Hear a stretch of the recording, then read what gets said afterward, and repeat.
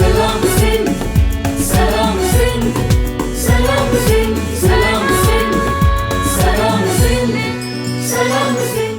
अस्सलाम वालेकुम and ji good morning मुझे तमाम व्यूवर्स कीअं आहियो ख़ैरियत सां आहियो ख़ुशि आहियो ज़िंदगियूं कीअं आहिनि तबियतूं कीअं आहिनि कीअं सुबुह थी आहे अॼु अच्छा जी सुबुह हूअं त काफ़ी उहे माण्हू हूंदा आहिनि जंहिंजी हर रोज़ असां वांगुरु सुबुह जो सवेरे खां सुबुह थी वेंदी आहे बट कुझु माण्हू अहिड़ा हूंदा आहिनि जंहिंजी सुबुह बि को मंझंदि जे या शाम जे पहरनि में थी रही हूंदी आहे अच्छा ईअं ॾाढो फ़ख़्र सां उहे चई रहिया हूंदा आहिनि त जी असां त सुबुह जो जेॾी महिल असां उथियासीं त हीअं थियो सुबुह जो जेॾी महिल असां उथियासीं त हीअं थियो इन्हनि माण्हुनि जे लाइ एक्चुअली इन्हनि माण्हुनि जे लाइ सियाणनि जो चवणु आहे त ही उहे माण्हू आहिनि जेके शायदि नॉर्मल जेके स्मार्ट पीपल जो हिकु असां वटि लिस्ट हूंदी आहे हिकु डेफिनेशन आहे उन खां वधीक स्मार्टर माण्हू आहिनि बिकॉज़ इन्हनि जो जेको ज़हन आहे जेको इमेजिनरी पावर आहे उहो आम इंसान खां इलाही वधीक आहे आम इंसान जे लाइ का बि शइ करण जे लाइ उनखे प्रैक्टिकली एक्सपीरियंस करिणो पवंदो आहे पर ही उहे माण्हू आहिनि जेके इमेजिनेशन्स में पंहिंजूं तमामु प्रैक्टिसिस करे ऐं उनजो हल जेको प्रैक्टिकली हल जेको आम माण्हू पाण करे ॿुधाए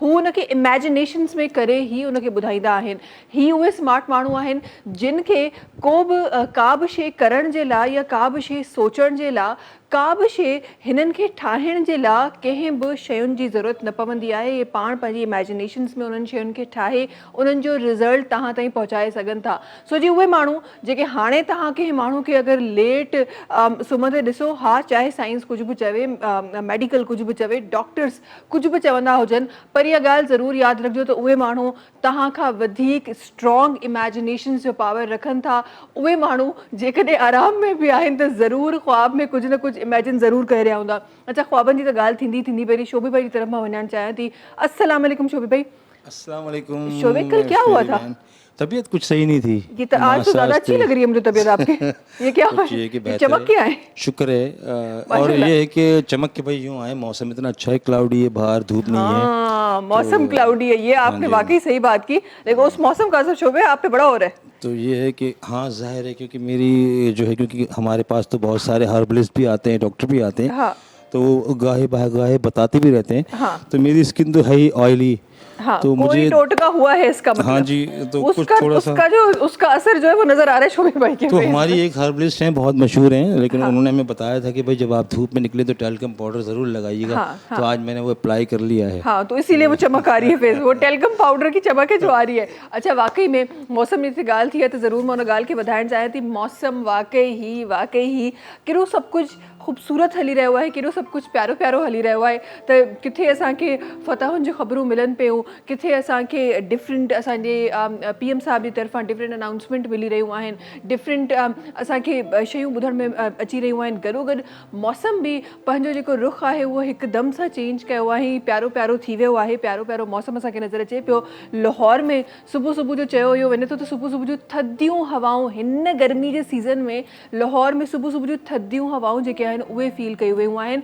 ऐं कुझु ॾींहंनि ताईं हुते जो मौसम ईअं ई रहंदो गॾोगॾु वेन इट कम्स टू कराची में गुज़िरियल ॾींहं खां तव्हां ॾिसी रहिया आहियो त ॾाढा प्यारा जेके बादल आहिनि उहे कराची जे मथां छायल आहिनि ॾाढो प्यारो मौसम सुबुह जो लॻंदो आहे जेॾीमहिल तव्हां निकिरंदा आहियो हा मंझंदि जो कुझु किस्सो अलॻि हूंदो आहे पर ठीकु आहे चवंदा आहिनि त थोरी देरि लाइ तव्हांखे का शइ मिले पई त उहा बि ॾाढी प्यारी आहे अच्छा इन सां गॾोगॾु प्यारियुनि ॻाल्हियुनि जी जॾहिं ॻाल्हि थी आहे त हिकु ॻाल्हि ज़रूरु मां शामिलु करणु चाहियां थी असां वटि हिकु नॉर्मल हिकु प्रैक्टिस आहे जॾहिं बि असां कंहिं कॉर्पोरेट सेक्टर जी ॻाल्हि कंदा आहियूं और अदर देन दैट ऑल्सो अगरि तव्हां कॉर्पोरेट सेक्टर जी न बि ॻाल्हि कयो तॾहिं बि असां हिकु शइ ॾाढी कॉमनली ॾिठी आहे पंहिंजे मुआशिरे में त तव्हां जॾहिं बि कंहिं ऑफिस जो को हिकु डेकोरम ॾिसंदा आहियो कंहिं ऑफिस जो हिकु को हिकु सांचो ॾिसंदा आहियो उन में तव्हां ज़ाहिर आहे अगरि तव्हांखे चयो वञे त उन में तव्हां को लीडर ऐड कयो उन खां पोइ मैनेजर ऐड कयो उन खां पोइ एम्प्लॉय ऐड कयो उन खां पोइ फला अगरि उन लाइन वाइज़ कैटेगरी में तव्हां ऐड कयो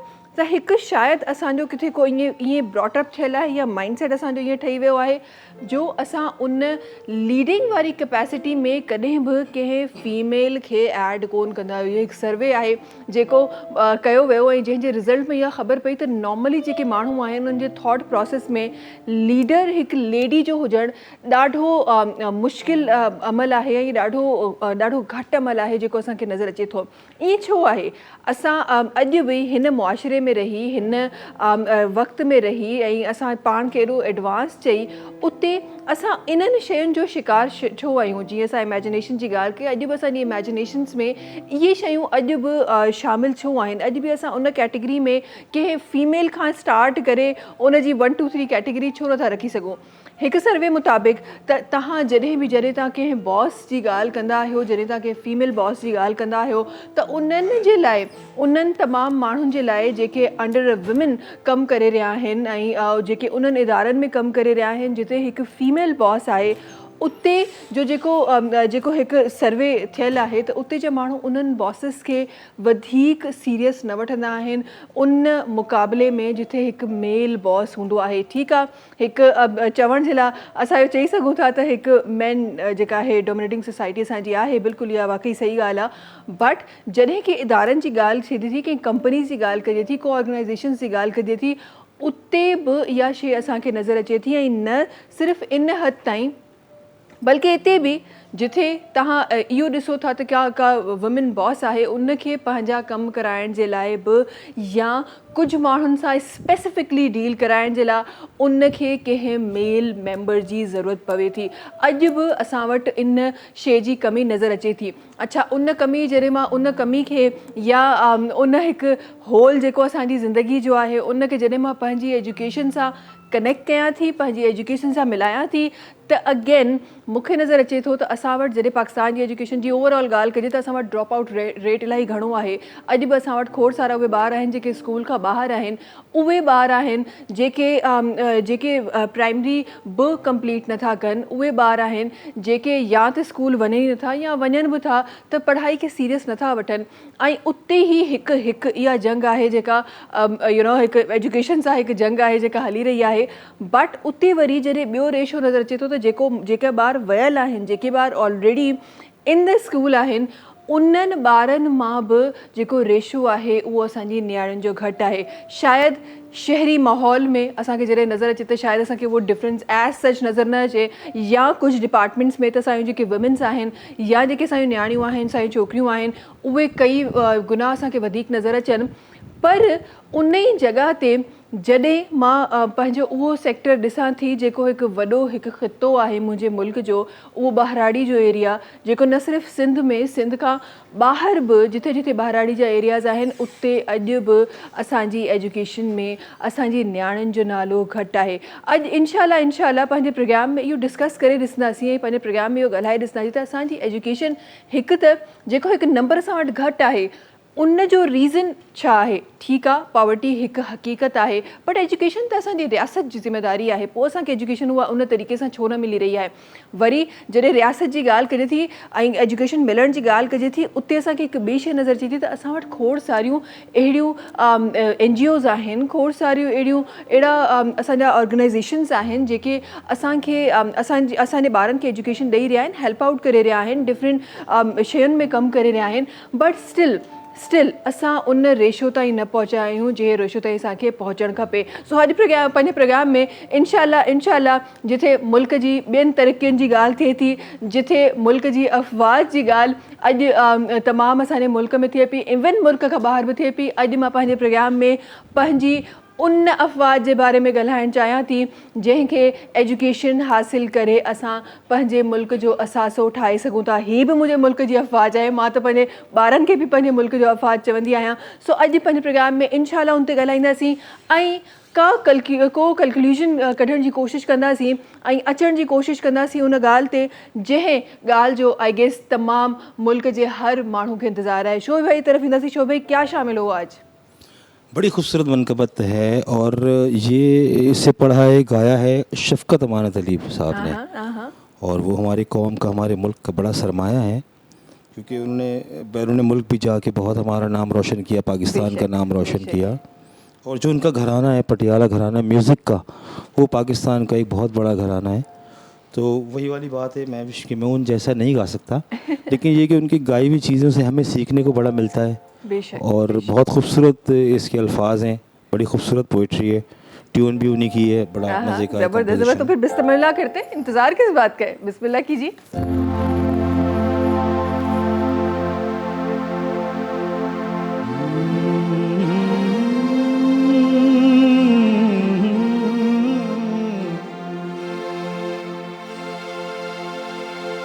मुरादें मिलती हैं मुश्किल कुशा की चौखट पर।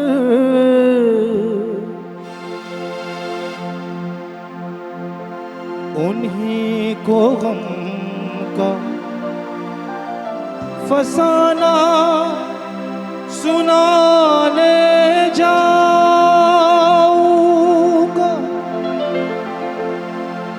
या अल्लाह या अल्लाह या अल्लाह या अली, दिल है तेरा घर या अली।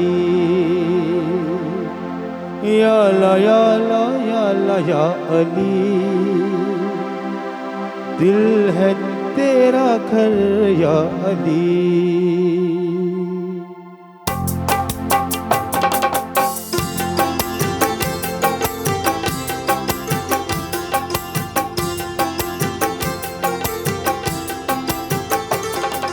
या अल्लाह या अल्लाह या अल्लाह या अली, दिल है तेरा घर या अली। या अल्लाह या अल्लाह या अल्लाह या अली, दिल है तेरा घर या अली।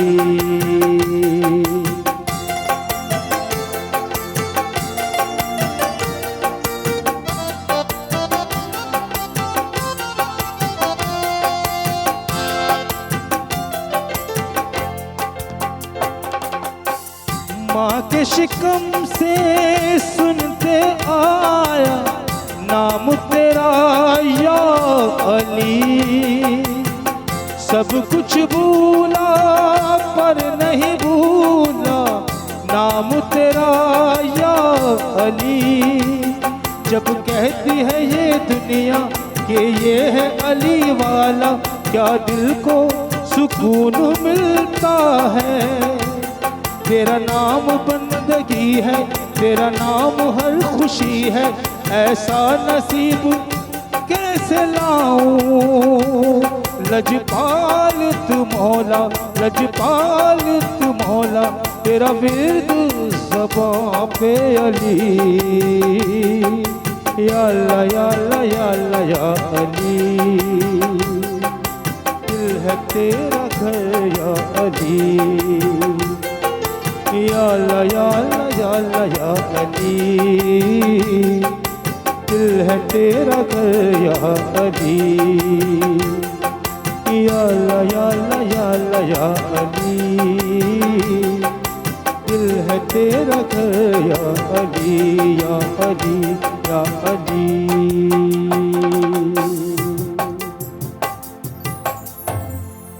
वाह जी वाह, सुभान अल्लाह सुभान अल्लाह सुभान अल्लाह।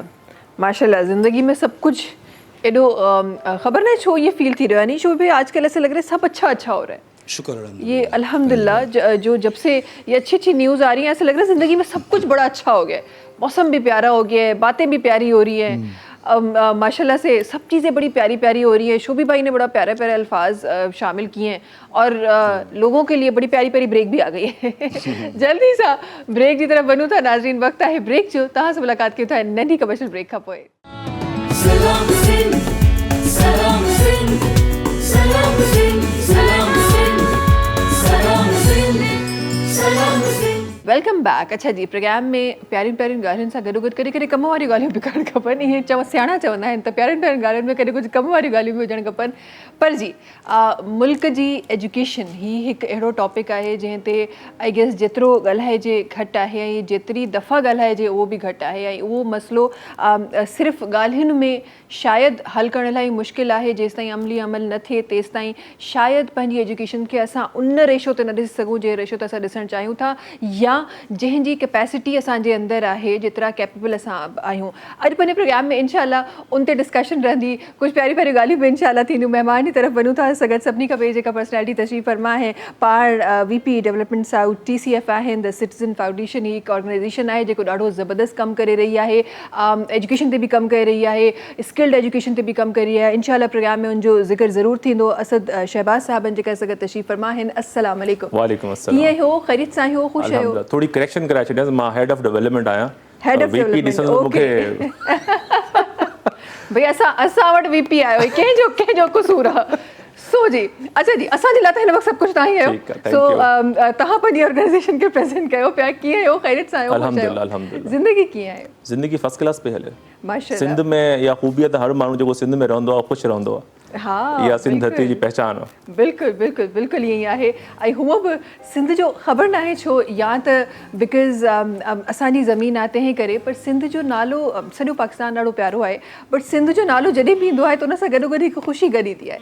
इहा वाक़ई हक़ीक़त आहे, माशाल्लाह। अच्छा जी, हिकु ॿिया महिमान आहिनि जिन जी तरफ़ मां वञणु चाहियां थी। अगेन पाण हिकु एजुकेशनिस्ट आहिनि, हिननि जो तालुक़ु एजुकेशन सां आहे। पाण central wise president all Pakistan private school federation आहिनि। सगत तशरीफ़ रखंदा मोहम्मद अख्तर आरई साहब, अस्सलाम वालेकुम। वालेकुम अस्सलाम। तव्हांजो त सही प्रोनाउंस कयो, मूं सही चयो? जी जी बिल्कुल सही अनाउंस कयो? हाँ, हमेशा दुरुस्त कर जावेद साहब, बचत हो गई आपकी। कीअं आहियो, ख़ैरियत सां आहियो, ख़ुशि आहियो? बिल्कुल ठीक। तबियत ठीक आहे? बिल्कुल ठीक। ज़िंदगी कीअं पई गुज़रे? बस बेहतरीन गुज़रे पई, पंहिंजी ज़िम्मेदारी पूरी कयूं पिया असां, छो त तालीम सां वाबस्तगी हुजणु जेको आहे उहो ॾाढो इम्पोर्टेंट आहे। बिल्कुलु। ऐं असां पंहिंजी नेशन खे जेको आहे एजुकेशन ॾियण जी कोशिशि कयूं पिया, ऐं जेके मसाइल आहिनि उन्हनि खे असां सॉल्व करण जी बि कोशिशि कयूं पिया। सही। हीअ जेका तव्हां ॻाल्हि कई आहे न आरई साहिब, त असांखे एजुकेशन सां वाबस्तगी, मूंखे ईअं लॻंदो आहे हिकु नॉर्मल हिकु कॉन्सेप्ट आहे न, त ठीकु आहे असां हिकु क्राइटेरिया आहे। को माण्हू उन क्राइटेरिया खे शायदि मैट्रिक खां पोइ थो सम्झे, को इंटर खां पोइ, को ग्रेजुएशन खां पोइ, को मास्टर, को PhD ताईं नथो सम्झे। पर हिकु वक़्तु आहे जंहिंमें असां सम्झूं था त असांखे एजुकेशन मिले थी, ठीकु आहे। उन खां पोइ असांजो जेको तालुक़ु आहे एजुकेशन सां कंहिं तरीक़े सां वापसि सां जुड़े नथो। त हीअ जेको हिकु कॉन्सेप्ट आहे न, मां थोरो सो इहो बि तव्हांजे लफ़्ज़नि में सम्झणु चाहियां थी, जेके तव्हां लफ़्ज़ चया, ही बाय प्रोफेशन सिर्फ़ु तव्हां एजुकेशन सां गॾु जुड़ियल आहियो, या हूअं बि अगरि तव्हां हिकु एजुकेशनिस्ट न बि हुजो आहे त छा तव्हांजो तालुक़ु एजुकेशन सां रहे? बिल्कुलु। ॾिसो, एक्चुअली इंसान जॾहिं पैदा थिए थो इन दुनिया में, ज़रूरु पहिरियां डायरेक्शन करेक्ट नथी थिए पई। जॾहिं हू पाण थोरो सो बाशऊर समझदार थिए थो, पोइ एट द लास्ट जेको आहे हू अहिड़ी फील्ड एडॉप्ट करे थो जंहिंमें हुनखे सुकून थो मिले, या जंहिंखे सर्व करण खां पोइ बि हुनखे सेटिस्फेक्शन थी मिले। सिर्फ़ु इहो न आहे की असां जंहिं शोबे में अचूं था सिर्फ़ु पैसो कमाइण लाइ अचूं था, असां पंहिंजी सुकून लाइ बि अचूं था, ज़हनी हुन जे लाइ बि अचूं था। ऐं कई अहिड़ा प्रोफेशन ज़रूरु इनिशियली असांजा पेरेंट्स जेके आहिनि, छो त पेरेंटिंग मौजूदु न आहे, उन्हनि खे इहा ख़बर न आहे त असां पंहिंजे ॿारनि खे कीअं असां उन्हनि जा स्किल्स खे तलाश कयूं, कीअं उन्हनि खे अपॉर्चुनिटीज़ ॾियूं, कीअं कैरियर काउंसलिंग कयूं। मे बी के मुंहिंजे पेरेंट्स खे बि इहो आइडियो न हुयो की हिननि जी कैरियर काउंसलिंग छा हुजे, असांजे ॿार में कहिड़े टैलेंट आहे ताकी उन फील्ड में ई हलियो वञे। पर असांजो जेको इंट्रस्ट हूंदो आहे न, उहो असांखे ॿुधाईंदो आहे अॻिते। हिकिड़ो बाशऊर, जीअं तव्हां हींअर बि चयो, हिकु वक़्तु ईंदो आहे जॾहिं असांखे मे बी मैट्रिक खां पोइ, मे बी स्पेशली नॉट मैट्रिक, इंटर खां पोइ पाकिस्तान में ग्रेजुएशन खां पोइ अक़ल अचे थी, सम्झ अचे थी, शऊर अचे थो, पोइ असां हिकिड़ी पंहिंजी पसंदीदा फील्ड खे एडॉप्ट करण जी कोशिशि कयूं पिया।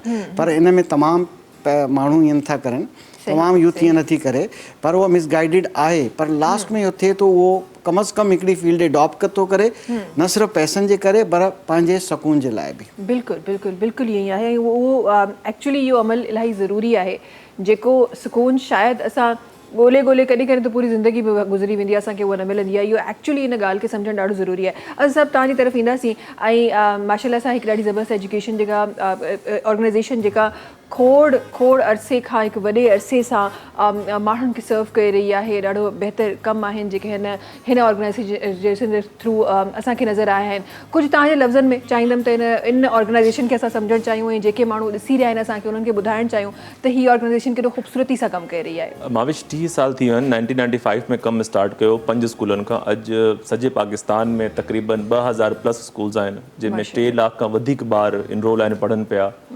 67,000 ॿार उहो आहिनि जेका मैट्रिक करे हिन सिस्टम खां निकिरी विया आहिनि। जीअं आई साहब चयो त करियर काउंसलिंग या जेका गाइडेंस हूंदी आहे इलाही ज़रूरी हूंदी आहे स्कूलनि में। सही, उहो असांजे स्कूलनि जो पार्ट आहे सॼे पाकिस्तान में। अच्छा, सिंध में बि असांजा 1000 खां वधीक स्कूल आहिनि जेका सॼे सिंध में आहिनि। त उन में करियर काउंसलिंग क्लास 8 खां शुरू थी वेंदी आहे।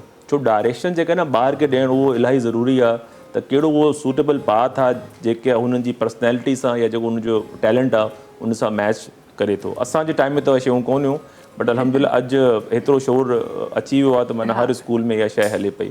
सो इहो सॼो सिलसिलो हले पियो। जेका बि टॉप यूनिवर्सिटी आहे पाकिस्तान में, from Karachi to AJK Kashmir तव्हां वञो, या जेका इस्लामाबाद यूनिवर्सिटीज़ आहिनि, उन में TCF जो ॿारु पढ़े पियो। अल्हम्दुलिल्लाह हर TCF यूनिवर्सिटी में TCF जो ॿारु आहे। सो उनजो फ़ाइदो इहो आहे त माना हे जेका छोकिरा अचनि पिया या छोकिरियूं आहिनि सभु इहो हुन कम्युनिटी खां अचनि पियूं जेका फर्स्ट जनरेशन आहे पंहिंजे फैमिली जूं जेका इनरोल थियूं आहिनि यूनिवर्सिटीज़ में।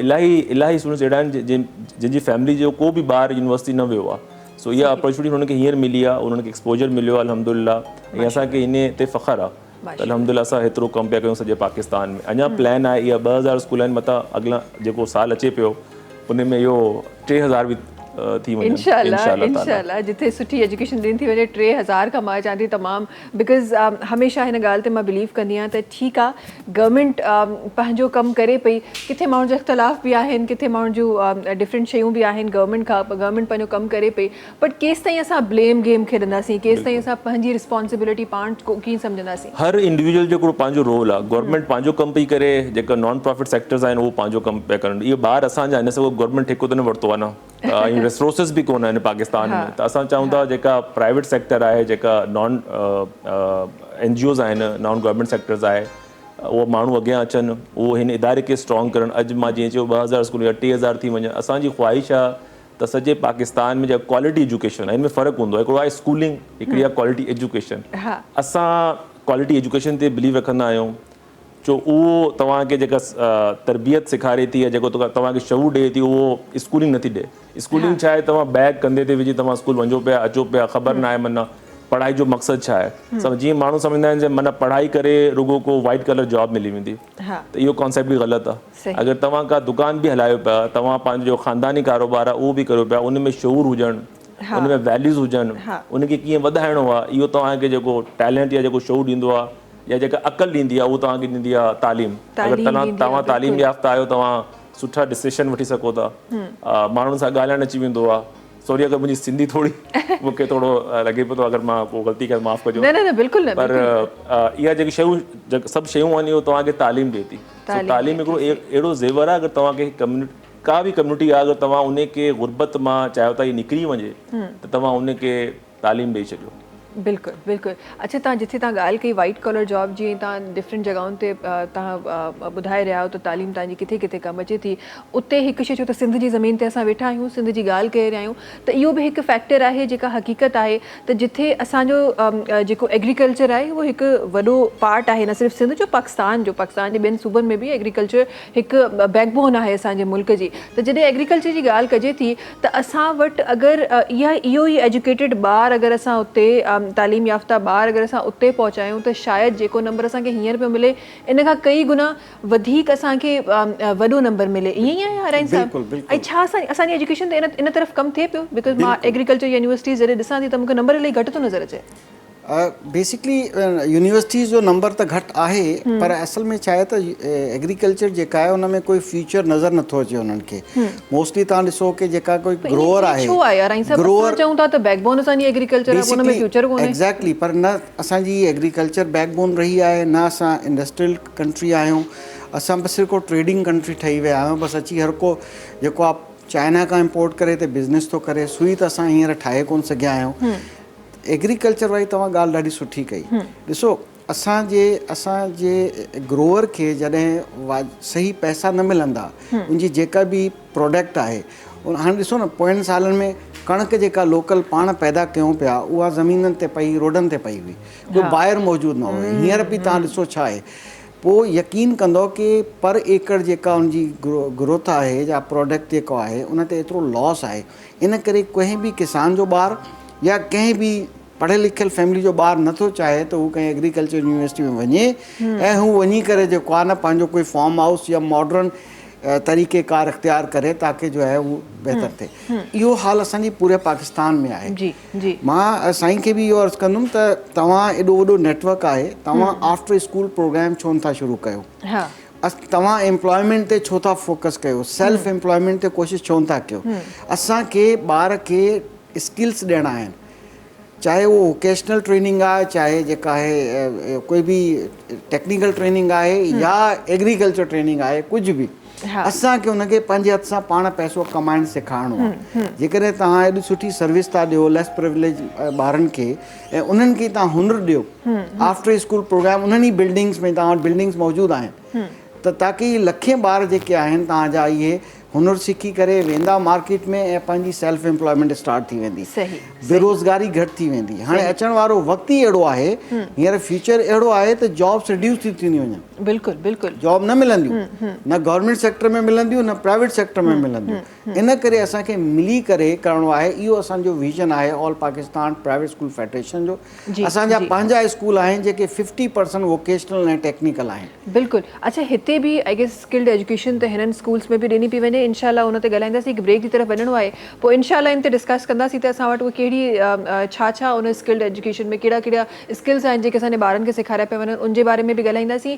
प्लस असां वटि हिकु जेको कॉन्सेप्ट जेको हिते जेको हिकु ॻाल्हि जेका आई आहे त उहा इहा आई आहे त असां वटि जेके उहे ॿार जेके असांजो हिकु सिस्टम आहे जेको आई गेस अरसे खां हिकु नज़र पियो अचे असांखे सिस्टम, त असांखे पढ़णो आहे, नौकरी करणी आहे, पढ़णो आहे, गवर्नमेंट जॉब करणी आहे, पढ़णो आहे, मल्टानेशनल कंपनी में वञिणो आहे। इहो जेको कॉन्सेप्ट असांजे ॿार जो आहे इहो बेसिकली आयो किथां आहे ऐं इनखे ख़तमु करण जे लाइ असांखे करिणो छा आहे, इनशाला डिस्कशन इन ते थींदी। वक़्तु आहे ब्रेक जो, तव्हां सां मुलाक़ात कयूं था नंढी कमर्शियल ब्रेक खां पोइ। सलाम सिंध सलाम सिंध सलाम सिंध सलाम सिंध सलाम सिंध सलाम सिंध। Welcome back. अच्छा जी, ॻाल्हियूं किथे ब्रेक खां पहिरीं कुझु ॻाल्हियूं हुयूं जेके अधूरियूं रहिजी वियूं हुयूं, उन्हनि खे मां चाहियां थी त कंटिन्यू कजे। अच्छा, कुछ स्किल्ड एजुकेशन भी दी जा रही है लोगों को, ज़रा उसके बारे में मैं चाहूँगी कि कुछ हम बात कर रहे थे ब्रेक के दरमियान भी। उर्दू में बता दो। हाँ, ओ सॉरी, करा जो ऐसी ये ब्रेक के दौरान जो उर्दू चलती है ना तो फिर वो वापस आ जाती है यहाँ पे। हाँ जी, वापस सिंधी ते अचूं था। असां जेका स्कूल आहिनि, जेका नंढा ॿार आहिनि, KG खां वठी क्लास 2 ताईं ॿारनि खे जेका अर्ली लर्निंग डेवलपमेंट प्रोग्राम आहे, उन में लर्न विद फन जे कॉन्सेप्ट सां ॿारनि खे तालीम ॾिजे थी अक्रॉस पाकिस्तान। प्लस ग्रेड 6 खां असां ॿारनि खे कोडिंग था सेखारियूं। हर स्कूल में 40 टैबलेट्स आहिनि जिते ॿार जेका आहिनि उहो कोडिंग सिखंदा आहिनि। प्लस जीअं तव्हां जेका टेक्निकल ट्रेनिंग जी जेका ॻाल्हि कई, उन में असां पार्टनरशिप आहे असांजी अखुवत सां, हुनर फाउंडेशन सां। असां जेका ॿार आहिनि, जीअं मां चयो त माना क्लास 8 खां करियर काउंसलिंग स्टार्ट थी वेंदी आहे, त उन्हनि में असां गाइड कंदा आहियूं उन्हनि छोकिरनि खे छोकिरियुनि खे जेका टेक्निकल एजुकेशन हासिलु करणु था चाहिनि, त उहो मैट्रिक खां पोइ जीअं हुनर आहे या अखुवत आहे, इन में एडमिशन वठंदियूं आहिनि या वठंदा आहिनि ॿार।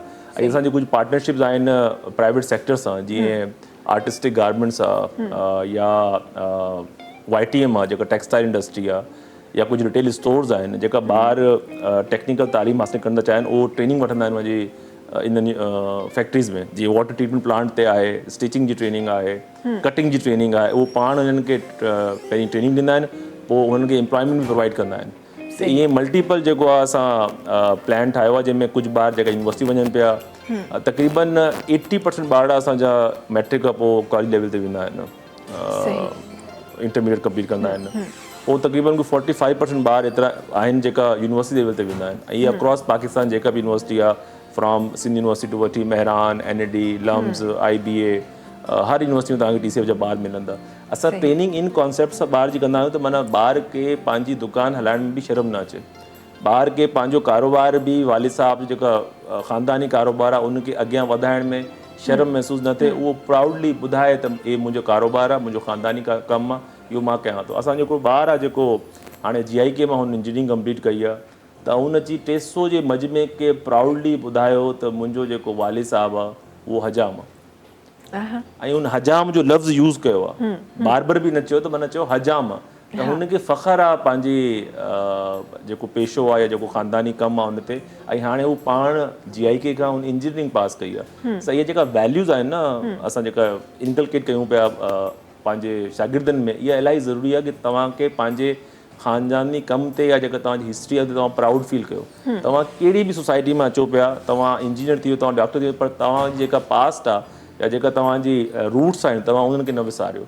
त इहो कॉन्सेप्ट असां ॿारनि खे ॾियूं पिया। हाँ, बिकॉज़ जॾहिं तव्हां इहो चवण जे लाइ शायदि हिकु लफ़्ज़ आहे त मां हजाम जो पुटु आहियां, पर इहा लखनि करोड़नि ॿारनि जे लाइ इंस्पिरेशन आहे। त उहे ॿार जेको हारी जो पुटु आहे, जेको रिक्शा वारे जो पुटु आहे, जेको को अहिड़े कम जो तव्हां ॻाल्हि करे वठो जंहिंजो ज़ाहिर एजुकेशन सां तालुक़ु उन हद ताईं न रहियो आहे, अगरि उन जो को ॿारु आहे त उन जे दिलि में बि उहा होप अचे त सुभाणे मां बि सुठी एजुकेशन हासिलु करे सघां थो, सुभाणे मां बि सुठी यूनिवर्सिटीज़ में पढ़ी सघां थो। अच्छा, इन ई ॻाल्हि खे अॻियां वधाईंदे आरेसे तव्हांजी तरफ़ बि अचणु चाहींदमि, जेका ॻाल्हि असां ब्रेक खां पहिरीं पे कई, त असां वटि जेका ॿार जी ट्रेनिंग थिए थी उहा इहा थिए थी त ठीकु आहे तव्हांखे डिग्री हासिल करणी आहे, तव्हांखे मार्क्स जेके आहिनि उहे एतिरा आणणा आहिनि, तव्हांखे first position, second position, third position करणी आहे। इहो हिकु शायदि असां सभई उन ई एजुकेशन सिस्टम खां असां तालुक़ु रखूं था, जंहिंमें असांखे हिकु फर्स्ट ग्रेड अचण जी जेका हिकु दौड़ हुई उन में असां हुआसीं ऐं उन में ज़ाहिर डिफरेंट शयूं बि इन्वॉल्व थियूं। असां उन तरीक़े सां प्रैक्टिकली ॿारनि खे शायदि एजुकेशन कोन ॾेई सघियासीं, असां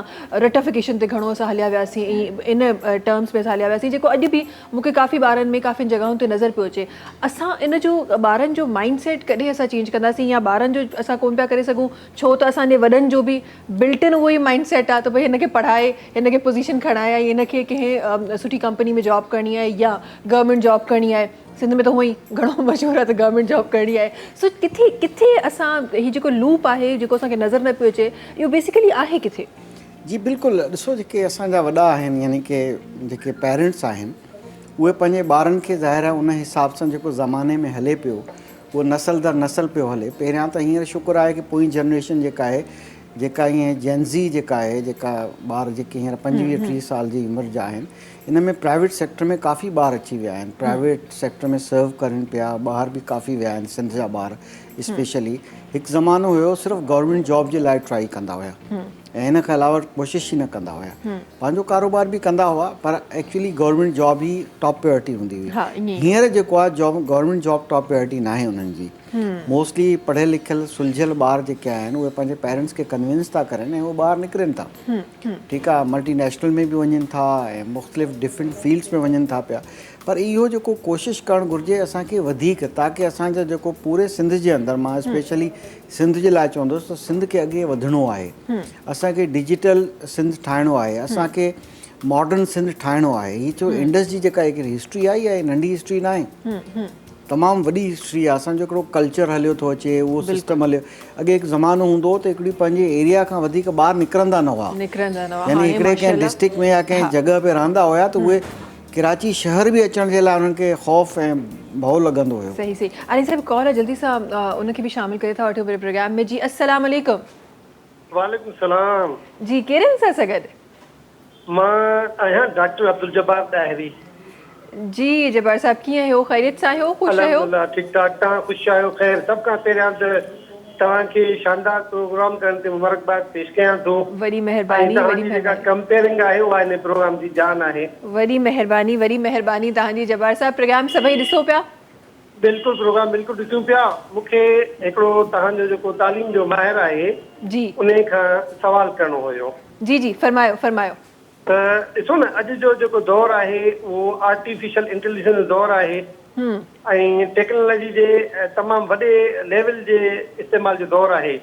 त पाकिस्तान जहिड़ो मुल्क जंहिंमें सिंध सूबो आहे ख़ासि तौर ते, उहो इन्हनि चैलेंजिस खे मुंहुं ॾेई कीअं पंहिंजे तालीम जे निज़ाम खे जदीद बणाए।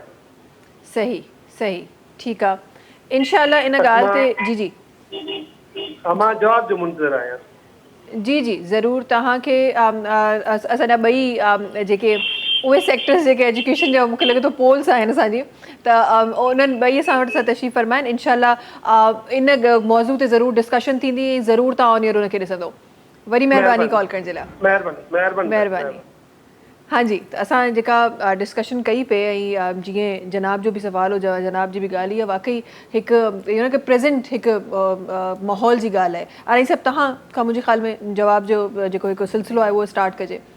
जी बिल्कुलु। जेकॾहिं मां साईं जो जवाबु ॾियां, असांजी all Pakistan private school federation जेका आहे हू बि कोशिशि करे रही आहे। असां पंजाब में सिंध जे अंदरि कुझु स्कूल अहिड़ा ठाहिया आहिनि जेके मॉडल रोल अदा था करनि ऐं मुंहिंजो पंहिंजो न्यू जनरेशन स्कूलिंग सिस्टम सां जेको आहे 2000 में 23 मार्च 2000 ते असां हुनजो आगाज़ कयोसीं, जंहिंमें असां टेक्नोलॉजी फस्ट टाइम इंट्रोड्यूस कईसीं ऐं उन वक़्तु बि असां स्मार्ट क्लास स्टार्ट कई हुई पहिरियों दफ़ो, जॾहिं असांजा ऑफ वाइट कलर जा पीसीस हूंदा हुया ऐं असां उहे क्लासरूम में रखिया हुया ऐं हिकिड़ो प्रोजेक्ट हेॾो वॾो साइज़ जो असां रीफेब्रिश ॿाहिरां वरितो हुयो ऐं उहो जेको असां लॻायो। पर ज़ाहिर आहे छो त असांजो हिकिड़ो आगाज़ हुयो, उन टेस्टिंग हुई हिकिड़ी प्रोजेक्ट हिकिड़ो।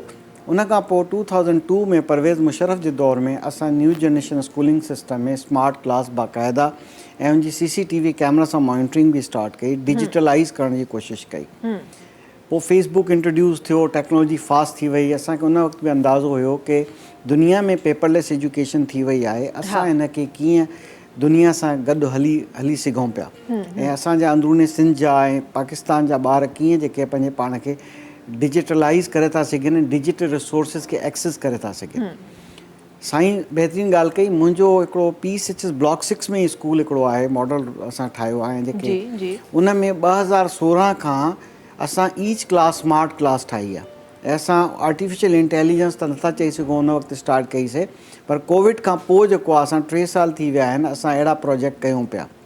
स्टैम्प एजुकेशन हुते असां वटि आहे, कंप्यूटर लैब आहे, स्टैम्प लैब आहे, साइंस लैब आहे, प्रोजेक्ट बेस्ड स्टडी आहे ऐं हर कमरे में टीचर वटि हिकिड़ी PC कंप्यूटर ऐं वाइट बोर्ड सां गॾु हिकिड़ी LCD या प्रोजेक्टर मौजूदु आहे ऐं लर्निंग मैनेजमेंट सिस्टम मौजूदु आहे LMS, जंहिं ते डिजिटल रिसोर्सिस आहिनि। जेका किताब असां पढ़ायूं पिया उन किताब जो हिकिड़ो वर्जन आहे, जेकॾहिं 35 मिनट्स या 40 मिनट जो पीरियड आहे त 4 मिनट जो हिकिड़ो नंढो सो ट्यूटोरियल बि गॾु मौजूदु आहे जेको मुकम्मल हिकिड़े पीरियड जो कॉन्सेप्ट थो ॾिए। आगाज़, मेन कॉन्सेप्ट जी एक्सप्लेनेशन, समराइज़ेशन ऐं होम असाइनमेंट। ऐं उहो LMS जेको आहे उहो बाक़ाइदा पासवर्ड ॾिनल आहे असांजे ॿारनि खे। घटि में घटि फीस जे अंदरि असां हीउ कमु पिया कयूं।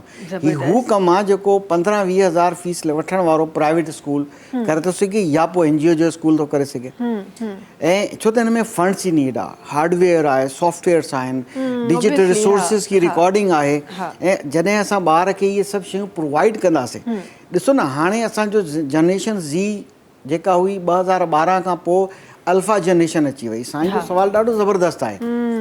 हाणे अल्फा जनरेशन खे असां रोबोटिक जनरेशन चवंदा आहियूं। हू रोबोटिक जनरेशन आहे छो त तव्हां ॾिसो ॿार घर में जेके पैदा थिया हू 2 सालनि खां ई पंहिंजो माउ पीउ जो ही स्मार्टफोन टेक्नोलॉजी यूज़ था करनि। एतिरा फास्ट आहिनि जो उहो मॉन्टेसरी में एडमिशन पोइ थो थिए। ऐं हिकिड़े ग़रीब घर में बि हिकिड़ो स्मार्टफोन चाइना जो मौजूदु आहे न, जेकॾहिं त हू हुनखे बि हलाइनि पिया। त इन जनरेशन जे लाइ AI ॾाढो ज़रूरी हुई ऐं आहे।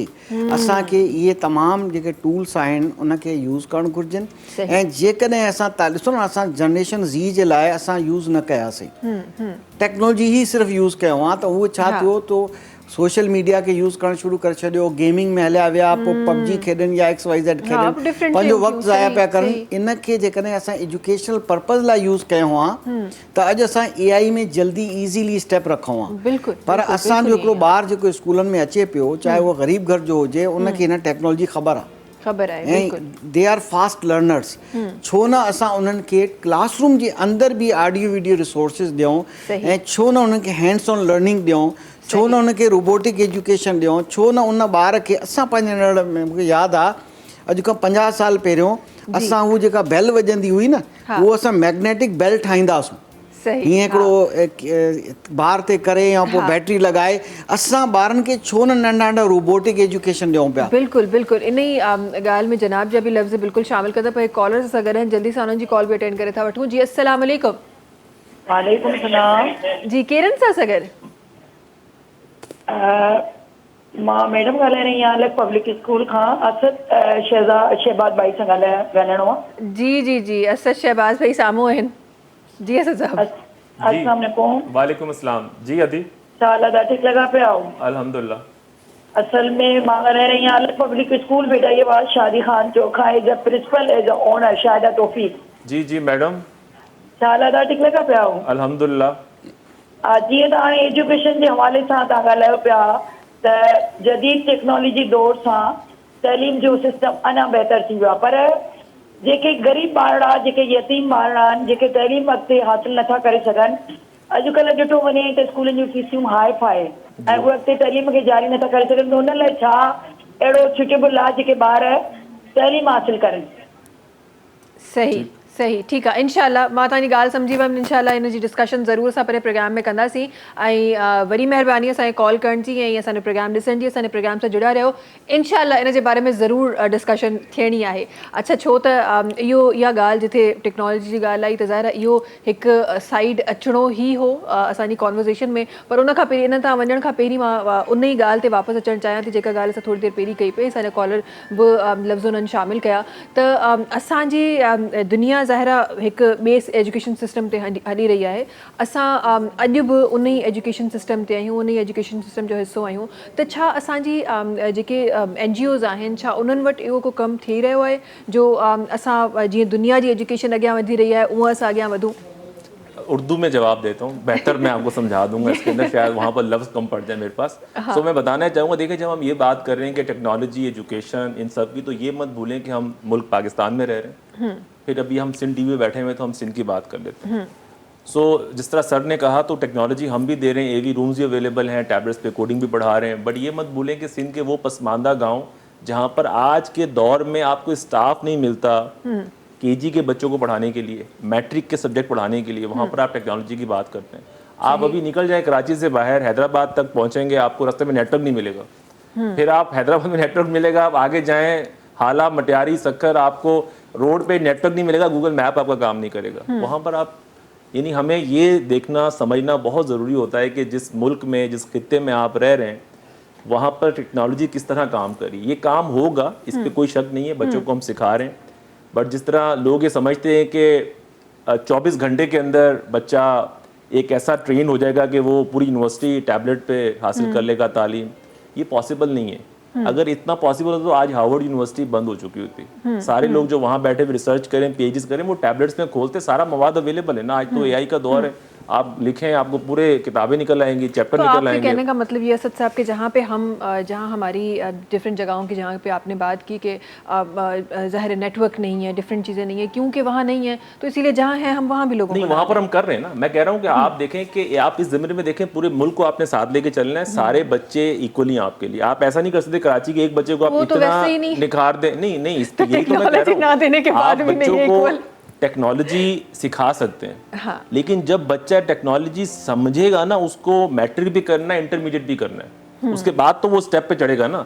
हाँ। आप AI उसको अभी क्या, वो कोडिंग सीख के बच्चा AI की ऐप बनाना शुरू कर देगा? कभी भी नहीं होगा ना। आपको उसको मैट्रिकुलेट कराना है, वो हम करा रहे हैं। इंटरमीडिएट कराना है, वो हम करा रहे हैं। हम उसको यूनिवर्सिटी तक पहुंचा रहे हैं, हम उसको एक्सपोजर दे रहे हैं।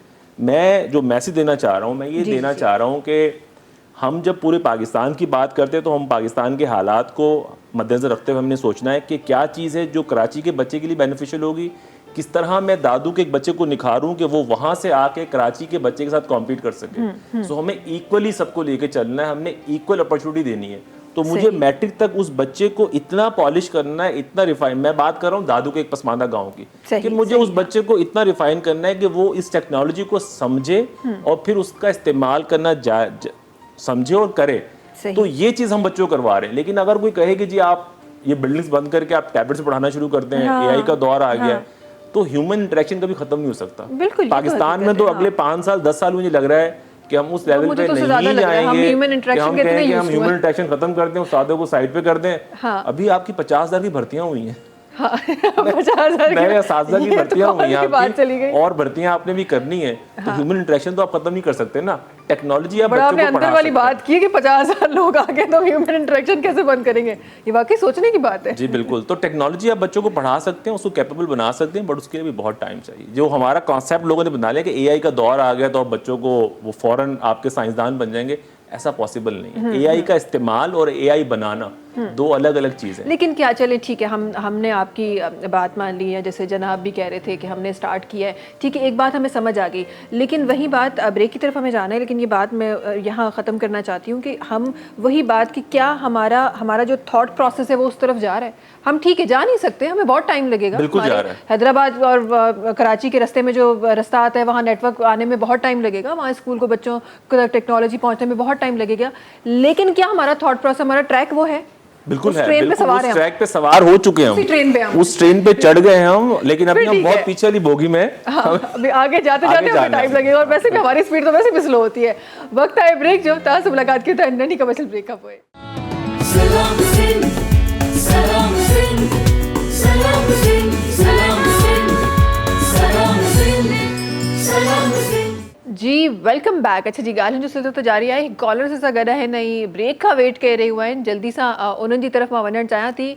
जी अस्सलाम वालेकुम। अच्छा, कॉल ड्रॉप थी वई आहे, ठीकु आहे। अच्छा जी, जेका ॻाल्हि असां करे रहियासीं ब्रेक जे दौरान, तव्हां कुझु आराई साहब लफ़्ज़ शामिल करे रहिया जल्दी सां शामिल कंदासीं। साईं ॾाढी सुठी ॻाल्हि कई, पर हिकिड़ी ॻाल्हि आहे, असां सिंध में वेठा आहियूं, असां सिंध जे अवाम खे या पाकिस्तान जे अवाम खे एतिरो अंडर एस्टिमेट छो पिया कयूं? मूंखे साईं सां सिर्फ़ु इन हिकिड़े पॉइंट ते जेको आहे इतफ़ाक़ न आहे। तव्हां यकीन कयो, हिन गरम मिटी पाकिस्तान जा जेके बि नौजवान आहिनि, ॿार आहिनि, एॾा ज़हीन आहिनि, बेशक बेशक एॾा ज़हीन आहिनि कि तव्हां कंहिं बि यूरोपियन कंट्री या कंहिं ॿिए जंहिं मुल्क जी ॻाल्हि था कयो, जेके नए लैपटॉप ते कमु था करनि, नई टेक्नोलॉजी कमु था करनि, पोइ रिसर्च था करनि, पर असां उहे मुल्क बि त आहियूं न जेके स्क्रैप जेको यानी कि जेको रीफेब्रिश टेक्नोलॉजी जा हिकु हार्डवेयर वठी उन्हनि खे ओके करे उन्ही खे हलाए करे असां कमु सिखूं पिया। सही सही कॉल असां उन्हनि जो लफ़्ज़ बि इंशाअल्लाह शामिल कयूं प्रोग्राम में। जी अस्सलाम वालेकुम। अस्सलाम वालेकुम, कीअं आहियो तव्हां? वालेकुम अस्सलाम, बिल्कुलु ठीकु ठाक। केरनि सां सगत?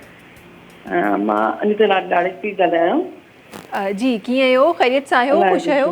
बिल्कुलु ठीकु ठाक। तव्हांजो प्रोग्राम मूंखे ॿुधूं पिया वॾी ऐं जेको आहे महिरबानी। इहो TCS जो माशाल्लाह सां के हवाले सां तव्हां इहो प्रोग्राम हलाए वेठो। जी जी जी, त मुंहिंजो हिकिड़ो सुवालु आहे त TCS में जेको आहे तव्हां मूंखे हींअर हिन जी टेक्नोलॉजी जे हिसाब सां कहिड़ी अमेंडमेंट्स कयूं आहिनि सर? ऐं माशाल्लाह सां रैबर प्रोग्राम त हलंदो रहंदो आहे हिननि जो, जी जी उहो त इलाही सुठो बहितरीनु प्रोग्राम आहे, मतिलबु कि माशाल्लाह सां। सही सही ठीकु आहे। इंशाअल्लाह आई गेस इन हवाले सां असां डिस्कस बि कयो आहे, पर मज़ीद स्पेसिफिकली जेको शयूं आहिनि इंशाअल्लाह असां प्रोग्राम में ज़रूरु जनाब खां पुछंदासीं, ज़रूरु शामिल कंदासीं। वॾी महिरबानी कॉल करण जी, प्रोग्राम में ॾिसंदा रहो। जी जनाब, तव्हां कुझु असांजा जेके ॿार आहिनि, जेके बेशक ॻोठाणा ॿार आहिनि, जेकॾहिं असां उहे ॿार हैंड्स ऑन लर्निंग न एक्टिविटीज़ कंदा, हा मूंखे चङी तरह यादि आहे कि ठिकर जा थां भञी करे ॿार अलाए छा छा ठाहींदा हुया, जी जी नंढा उहे पाण अहिड़ियूं अहिड़ियूं शयूं ईजाद कंदा हुया, यानी टाइनी साइंटिस्ट हूंदा आहिनि, नई नई शइ ठाहींदा। छा असांजे मुल्क में जेको यानी कि यूज़ड मटीरियल हूंदो आहे उनखे रीयूज़ करे करे इन्वेंशन्स नथियूं थी सघनि? सही थी सघनि छा असां स्कूल करे असांखे मौक़ो। जी बिल्कुलु ॾिसो न, हाणे असां ज़रूरी त न आहे कि जी नवां चार्ट पेपर हुजनि, नओं मटीरियल हुजे, वेस्ट मटीरियल खां कई प्रोजेक्ट ठहंदा आहिनि। छा ॿार खे असां लर्निंग जे लाइ उहो मटीरियल प्रोवाइड न कयूं? छा उहे पुराणा रीफेब्रिश PCs लैपटॉप्स असां प्रोवाइड न कयूं? छा उनखे मौक़ो न ॾियूं? छा जेकॾहिं काई ॻाल्हि न आहे उन ट्रेन में बेशक आख़िरी बोगी में सवार थियो, साईं चयो, पर ट्रेन त उहा ई आहे न, मंज़िल त उहा ई आहे न। ज़रूरी न आहे कि AC स्लीपर में वेहे या अॻियां फर्स्ट बोगी में वेहे, पर असांजी जेके क़ौम जा ॿार, इन सिंध जा ॿार, पाकिस्तानी ॿार, इहे पुराणियूं शयुनि खे इस्तेमालु करे उनखे अपॉर्चुनिटी त ॾियूं, उनखे टेक्नोलॉजी त सेखारियूं, उनखे कोडिंग बेशक पुराणे लैपटॉप ते सेखारियूं, पर असां इहो हिकिड़ो सिर्फ़ु जवाज़ ठाहियूं जी पाकिस्तानी आहियूं, असां सिंध जा ॿार आहिनि, असां बैकवर्ड आहियूं, असां छो? मूंखे हिन ॻाल्हि ते एतिराज़ु आहे। असांजा ॿार नौनिहाल आहिनि, ज़हीन आहिनि, असांखे उन्हनि खे मौक़ो ॾियणो आहे। हा, और आई साहब तव्हां जेका ॻाल्हि करे रहिया हो न, असद साहब जो बि मौक़िफ़ जेको हो उहो साॻियो ई हो। डायमेंशन डिफरेंट डायमेंशन आहे। ॾिसो तव्हां हिकिड़ी ॻाल्हि चई, मुंहिंजो अर्ज़ु सिर्फ़ु इहो आहे, तव्हां इहा ॻाल्हि जी परसेप्शन आहे न। तव्हां चयो त भई असांजा ॿार, हाणे हार्वर्ड यूनिवर्सिटी जी मिसाल ॾिनी तव्हां घणी, छा हिकिड़ो ॿारु वण जे हेठां वेही करे नथो पढ़ी सघे? बिल्कुलु पढ़ी छा सघे अहिड़ा थो। साइंटिस्ट न ठहिया जेके हिकिड़े जंहिंमें छिति बि न हुई उन कमरे? ॻाल्हि इहा आहे, असांखे ॿारनि खे तालीम ॾियणी आहे ऐं तव्हां ॾाढो सुठो कमु था कयो। ऐं मां इन में सिर्फ़ु असांखे जॉब जे लाइ मैट्रिक सर्टिफिकेट वठी न ॾियणो असांखे उनखे हुनरमंद बि ठाहिणो आहे, असांखे सभु अपॉर्चुनिटीज़ ॾियणियूं आहिनि। उन में माशाल्लाह तव्हांजो हिकिड़ो तमामु वॾो कमु आहे, हिननि जो वॾो कमु आहे, मां एप्रिशिएट कंदो आहियां हमेशह। ऐं उन में एतिरा ॿार यूनिवर्सिटीज़ में विया आहिनि, उहे तव्हांजी एग्ज़ाम्पल आहे। त असांखे जेको आहे हमेशह जेको आहे इहो पॉज़िटिव सोचणो आहे, कॾहिं अंडर एस्टिमेट न आहे करिणो। ऐं ॿारनि खे सिर्फ़ु असां दस्तरखान लॻाए मानी खाराए ख़ुशि न थी वञिणो आहे, असांखे हुनखे मानी पचाइणु सेखारिणो आहे। बिल्कुलु तव्हां सही ॻाल्हि कई। एग्ज़ैक्टली असद साहब जो जेको पॉइंट ऑफ व्यू हो सेम हो, लफ़्ज़ शायदि डिफरेंट थी विया आहिनि, पॉइंट ऑफ व्यू वारा ई सभु बिल्कुलु सेम हो। बिकॉज़ ॾिसो मां त हिकु न्यूट्रल सीट ते वेठी आहियां न, जेका ॻाल्हि तव्हां चई रहिया हुननि बि इहा ई ॻाल्हि पई कई। आई गेस थोरो सो किथे असां का शइ आहे जेका असां मिस करे रहिया आहियूं, उनजे बारे में इंशाअल्लाह ॻाल्हाईंदासीं। पहिरीं असांजी कॉलर जो जेको जवाबु आहे उहो मां चाहियां थी असां ॾियूं हिकु ॿी कॉल वठण खां पोइ। जी अस्सलाम वालेकुम, माण्हुनि जी गुड मॉर्निंग थी वई आहे। अस्सलाम वालेकुम। वालेकुम सलाम अदी। जी केरनि सां सां गॾु? जी अदी हम नसरीन थी ॻाल्हायां कराची मां। जी नसरीन, कीअं आहियो? ख़ैरियत सां आहियो? ख़ुशि आहियो? जी जी जी जी अदी अल्लाह शुक्र आहे, अल्लाह महिरबानी। अदी अरे मूंखे तक़रीबन 3 साल थी विया आहिनि जेको प्रोग्राम ॾिसां थी फोन ट्राई कयां मुंहिंजी अॼु तव्हां ॾे कान लॻी आहे मूंखे हिकिड़ी रोशनी जी किरण नज़र थी अचे मुंहिंजो सॼो जिस्म जो कोन हले थो एॾी ख़ुशी थी थिए जंहिंजी हद कान्हे Oh, thank you so much. तव्हांजो आवाज़ूं ॿुधंदी आहियां ड्रामनि वग़ैरह में असांजी शर्त रखियल हुई मुंहिंजे घर वारे जी मुंहिंजी कि तुंहिंजी काल अगरि थी वई त तव्हां सभिनि खे गार्डन घुमाईंदसि हाणे काल मुंहिंजी लॻी वई आहे तव्हां ॾे थैंक यू सो मच तव्हांखे ख़बर आहे तव्हांजा लफ़्ज़ ॿुधी मूंखे बि उहा ई ख़ुशी थी रही आहे जेका तव्हांखे थी रही आहे ड्रामनि में तव्हांजो बाबला में तव्हांजो किरदारु मूंखे रुॻो हर वक़्तु कननि ते आवाज़ उहो गुंजंदो आहे मूंखे अॼु अलाह जे मञो मूंखे ड्रामनि में कमु करिणो आहे कंहिं ॾिसे के कुझु बि करे मूंखे घुरायो तव्हां सिन टीवी पहुचो ज़फ़र जसकाणी तव्हांखे ॿुधी रहिया आहिनि मूंखे कंहिं हालत में मस्त दाग में इहो थी चयां मूंखे हेपाटाइटिस 11 साल थिया मुंहिंजा नंढड़ा ॿार आहिनि बसि मूंखे कुझु न कुझु मूंखे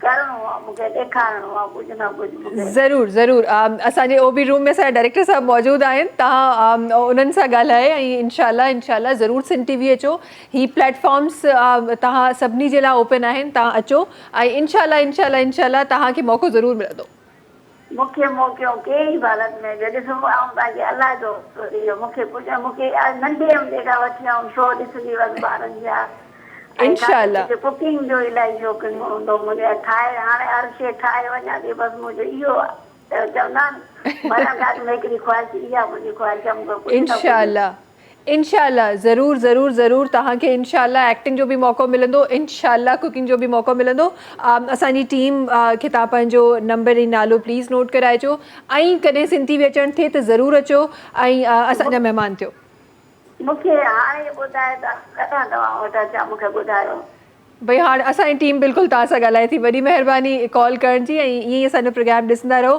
अच्छा जी असद साहब असांजी इन खां पहिरीं जेका असांजी कॉलर हुई उन्हनि जी ॻाल्हि खे असां अॻियां वधाईंदासीं बिल्कुलु उन ते बि ॻाल्हाईंदासीं उन खां पोइ हिकु ॿी कॉलर हुई उन ते बि ॻाल्हाईंदासीं उन्हनि जो त टेक्नोलॉजी त पंहिंजे असांजा जेका ॿार आहिनि उन्हनि जे लाइ टेक्नोलॉजी जी कहिड़ी कहिड़ी शयूं आहिनि जेके तव्हां पंहिंजे स्कूल्स में मुतारिफ़ करायूं आहिनि जी मां पहिरीं चयो त माना हर स्कूल में TCF में अक्रॉस पाकिस्तान हर स्कूल में AV रूम आहे जंहिंमें ऑडियो विजुअल जे थ्रू ॿारनि खे नंढे ॿारनि खे असां सेखारींदा आहियूं उनमें मैथ बि आहे इंग्लिश बि आहे पोइम्स बि आहिनि उर्दू बि आहे सिंधी बि आहे सो उहो टेक्नोलॉजी थ्रू असां सेखारींदा आहियूं ॿियो सेकेंडरी स्कूल अक्रॉस पाकिस्तान जिथे बि स्कूल हूंदो उन में ॿारनि खे टैबलेट्स ते कोडिंग सेखारींदा आहियूं स्क्रैच जी कोडिंग इहा स्क्रैच जी कोडिंग उहा जेका प्राइवेट वॾनि स्कूलनि में बि अञा स्टार्ट कोन थी आहे उहा TCF जे हर स्कूल में चाहे तव्हां जैकबाबाद वञो दादू वञो को बलूचिस्तान जो इलाइक़ो आहे कोई थर जो इलाइक़ो आहे हुते तव्हांखे मिलंदी त ॿार कोडिंग सिखंदो आहे नंढियूं ऐप ठाहिणु सिखंदो आहे स्क्रैच जी कोडिंग जे थ्रू क्लास 6 खां तो माना उहो मैट्रिक तक ईंदो त हुनखे अवेयरनेस हूंदी त कीअं हिकिड़ी ऐप ठाहींदा आहिनि ऐं कीअं उहो फ्रीलांस बि करे सघे थो राइट सो इहा टेक्नोलॉजी जो हिसो आहे हर स्कूल जो ऐं असां हींअर अल्हम्दुलिल्लाह छो असां फेडरल बोर्ड सां आहियूं असां ऑनलाइन क्लासिस बि थ्रू सैटेलाइट कनेक्शन इंटरनेट जो असां इस्लामाबाद खां ॿारनि खे ऑनलाइन पढ़ायूं पिया मैथ इन सभिनी स्कूलनि में जेका सेकेंडरी स्कूल आहिनि सो अल्हम्दुलिल्लाह उहो कमु असां इलाही पहिरीं स्टार्ट करे छॾियो आहे हाणे त इलाही अॻियां वधी वियो आहे ऐं जेका टेक्नोलॉजी नए दौर में अचे पई उनखे बि एडॉप्ट करण जी कोशिशि करूं था सही अच्छा उन सां गॾोगॾु जेको कॉल भटाइयाबाद में आई मैडम जी उन्हनि जो सवाल जी तरफ़ बि मां वेंदमि त अच्छा उन सवाल खे मां थोरो सो इन तरीक़े सां साम्हूं आणणु चाहियां थी त हिकु नॉर्मल हिकु स्टूडेंट आहे उनजो पेरेंट आहे उन सां गॾु TCF ताईं पहुचे थो छा एक्सपेक्ट करे थो छा उहो ज़हन में रखी अचे इन जे बारे में ॻाल्हाईंदासीं कॉलर सां ॻाल्हाइनि जल्दी सां कॉल अटेंड करे वठो अस्सलाम वालेकुम वालेकुम अस्सलाम जी केरनि सां गॾु उस्ताद सां थोरो ॻाल्हि कंदा सवाल कंदासीं जी लाशारी साहब उस्ताद खां असांजो इहो सुवाल आहे त जेके ॿार स्कूल वञनि पिया जी उन्हनि खे कुझु सिहत जे हवाले सां बि उनखे बिल्कुलु चवनि था जेका खाधे पीते शयूं आहिनि उन बाज़ार में जेके आहिनि ख़राबु अॼुकल्ह ॾिसूं था उन्हनि ते वापराइण में बीमारी वधी थी वञे जी उहा ॿारनि खे उन्हनि खाधे पीते जी शयुनि ते पाबंदी बि लॻे ॿुधे ऐं तालीम जे हवाले सां उनखे ज़ोर ॾिनो वञे जी ऐं उस्ताद साहिब खां असां इहो बि चवंदासीं त जेको आहे स्कूल में ॿार अचनि हू टच मोबाइल खणी उन ते पाबंदी हुजे जो टच मोबाइल खणी वञनि त तालीम हासिल कान थी थिए सॼो ॾींहुं गेम में लॻा पिया आहिनि सही इंशाल्लाह इन ते जी जी असांजी ई आहे त ॿारनि ते कुझु ध्यानु ॾिनो वञे खाधे पीते शयुनि ते बीमारियूं अॼुकल्ह वधी वियूं आहिनि जी जी इन ते बि ज़ोर ॾिनो वञे स्कूल में हर टीचर जेको आहे ॿारनि खे सिहत जे हिसाब सां उन्हनि खे कुझु हवालो बि ॾिए तालीम जे हिसाब सां सही आहे इंशाल्लाह लाशारी साहब प्रोग्राम में इन हवाले सां इंशाल्लाह डिस्कस कयूं था वरी महिरबानी कॉल करण जी ईअं ई प्रोग्राम ॾिसंदा रहो ईअं असांखे कॉल्स कंदा रहो ॻाल्हि खे कंटिन्यू कयूं था जी सर TCS जेको मॉडल आहे न मैविश उहो मॉडल इहो आहे त असां स्कूलनि खे ॿारनि वटि वठी वेंदा आहियूं in the local community in the hurt of local community ताकी ॿार वॉक करे अचनि जीअं अॼु बिटायाबाद में फ़ोन कई बिटायाबाद में असांजा प्राइमरी स्कूल बि आहिनि सेकेंडरी स्कूल बि आहिनि फर्स्ट कम फर्स्ट सर्व ते आहे जेको ॿार पहिरीं ईंदो आहे डिज़र्विंग आहे उनजो एडमिशन थी वेंदो असांजी जेका एवरेज कलेक्शन आहे उहा 200 रुपए फीस आहे के 10 रुपए पियो ॾे केरु 20 रुपए पियो ॾे 30 40 50 जेका बि अकॉर्डिंग टू द अफोर्डेबिलिटी जेको अफोर्ड करे सघे थो उहो ॿार म्यूचुअल अंडरस्टैंडिंग आहे प्रिंसिपल सां उहो फीस मुख़्तस थी वेंदी आहे उहो ॿार ॾींदो आहे उहो असां इन करे चार्ज कंदा आहियूं त ॿार जो इज़त नफ़्स मजबूर न थिए त हू चए मां 10 रुपया ॾियां पियो 20 रुपया ॾियां पियो त मां पैसा ॾेई पढ़ां पियो त बसि इन कॉन्सेप्ट सां हिकिड़ो ॿियो कॉन्सेप्ट आहे त हू पंहिंजो जेको हिसो आहे उहो कॉन्ट्रीब्यूशन ॾिए पियो त हिन 10 20 30 रुपए में मतिलबु को ॿियो ॿार बि एडमिशन वठी पढ़े सघे थो जो ख़र्चु आहे न हिकिड़ो हाणे असांजो हिकिड़े ॿार ते 43,000 तक़रीबन ख़र्चु ईंदो आहे साल जो हिकिड़े ॿार खे पढ़ाइण जे लाइ त इहा पैसा किथां न किथां त ईंदा न केरु डोनेशन ॾींदो केरु ज़कात ॾींदो केरु सदको ॾींदो या जेका ही ॿार कंट्रीब्यूट पिया करनि 10 20 50 100 इहा कंहिं ॿिए ॿार जे कमु अची वेंदो सही अच्छा जॾहिं तव्हां ॿारनि जी ॻाल्हि कयो था त पोइ ज़ाहिर आहे स्कूल ताईं पहुचण जे लाइ सिर्फ़ु उहो मंथली फीस ई न आहे ॿारनि जो यूनिफॉर्म बि आहे सिलेबस बि आहे उन ते कहिड़ो कमु TCS प्रोवाइड कंदो आहे सही यूनिफॉर्म ऐं किताबूं ऐं कॉपीज़ TCS प्रोवाइड कंदो आहे उहो अगेन सब्सिडाइज़ रेट ते आहिनि 300 खां वठी 500 रुपए ते चार्ज कंदा आहिनि यूनिफॉर्म जो 100 रुपीज़ एनुअली चार्ज कंदा आहिनि रेंट ऐं जे बुक्स आहिनि उहो बुक बैंक ठहियलु आहे त हिकिड़ो ॿार उहो किताबूं 3 साल यूज़ कंदो आहे माना हिकिड़ो ॿार यूज़ कंदो पोइ अॻियां डोनेट करे छॾंदो रेंट ते जीअं आहे न रेंट वारो कॉन्सेप्ट आहे पोइ अॻियां साल उहो ॿियो ॿार यूज़ कंदो त ईअं हिकिड़ो कॉन्सेप्ट असां ठाहियो आहे त उहो बुक बैंक बि आहे यूनिफॉर्म प्रोवाइड कंदा आहियूं ऐं फीस मां तव्हांखे ॿुधाए छॾी जेका आहे सही अच्छा इन सां गॾोगॾु छो त 2000 स्कूल्स जी ॻाल्हि थी रही आहे त मां ज़रूरु ॼाणणु चाहियां थी ऐं पंहिंजे नाज़रीन ताईं बि पहुचाइणु चाहियां थी इहे 2000 जेके स्कूल्स आहिनि इन्हनि जी कंहिं तरीक़े सां डिस्ट्रीब्यूशन थियल आहे केतिरा स्कूल किथे आहिनि इन में तक़रीबन 950 आहिनि सिंध में असांजे ऐं 1000 तक़रीबन आहिनि ऑलमोस्ट पंजाब में 100 स्कूल आहिनि बलूचिस्तान में ऐं 100 आहिनि KPK में सो 2200 स्कूल तक़रीबन आहिनि हिन टाइम सॼे पाकिस्तान में सही ऐं जिथे असां सिंध जे स्कूलनि जी ॻाल्हि कयूं त कराची में सिर्फ़ु घणा स्कूल मौजूदु आहिनि तक़रीबन 350 कराची में बाक़ी हैदराबाद मीरपुर ख़ास हाला मटियारी बदीन थरपारकर नगर पारकर उमरकोट सखर जैकबाबाद दादू इन सभु इलाइक़नि में स्कूल आहिनि अच्छा छा असां वटि हिकु सुवालु हमेशह हूंदो आहे ऐं आराइन साहिब इन सवाल सां मुतफ़िक़ हूंदा त असां वटि हमेशह इहो स्टेटमेंट हूंदो आहे त जेका एजुकेशन असांखे कराची में मिले थी उहा एजुकेशन असांखे थरपारकर में नथी मिले नगर पारकर में नथी मिले दादू में नथी मिले त छा TCF पंहिंजी हर स्कूल में सेम एजुकेशन सिस्टम रखियो आहे अल्हम्दुलिल्लाह इन ते मां कॉन्फिडेंस सां चई सघंदो आहियां त माना हर लेवल हितां वठी कश्मीर ताईं हर जाइ ते असां छा कयो आहे त असां टीचर गाइड ठाहे छॾियो आहे त जीअं टीचर गाइड खे फॉलो कंदड़ टीचर स्टार्ट कंदी क्लास कराची में साॻे तरीक़े सां उहा स्टार्ट कंदी के इंटीरियर सिंध जे नंढी ॻोठ में प्लस असांजी ट्रेनिंग टीचर ट्रेनिंग मैंडेटरी आहे 100 आवर्स जी हाणे जून जुलाई छुटियूं आहिनि त जून जो सॼो महीनो टीचर ट्रेनिंग ते लॻाईंदासीं ऐं जुलाई छुटी हूंदी त उहो ट्रेनिंग पाकिस्तान में इहो वाहिद हिकिड़ो कॉन्सेप्ट आहे त माना बग़ैर ट्रेनिंग हर को टीचर ठही वेंदो आहे त माना ॿार खे कीअं पढ़ाइणो आहे कॉन्सेप्ट ते कवर थिए कम थिए पियो उते हा अल्हम्दुलिल्लाह त टीचर ट्रेनिंग इलाही मैंडेटरी आहे जीअं मां ॿुधायो टीचर गाइड आहे असां वटि पोइ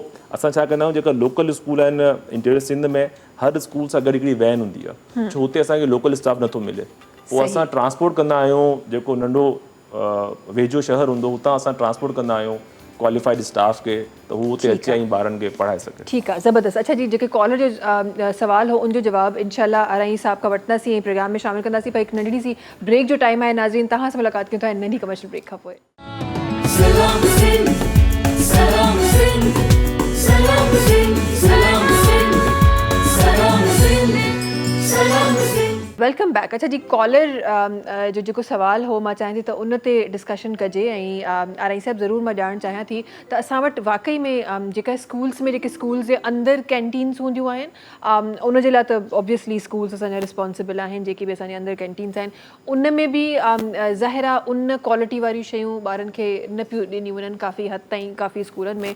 प्लस स्कूल जे दरवाज़नि ते बि असां खोड़ सारियूं उहे शयूं ॾिठियूं आहिनि जेके न हुजणु खपे, जिन में माज़रत सां बट इहा हक़ीक़त आहे त मंशियात जो बि इस्तेमालु ॿारनि जो ॾिठो वियो आहे। इन हवाले सां छा चवणु चाहींदो?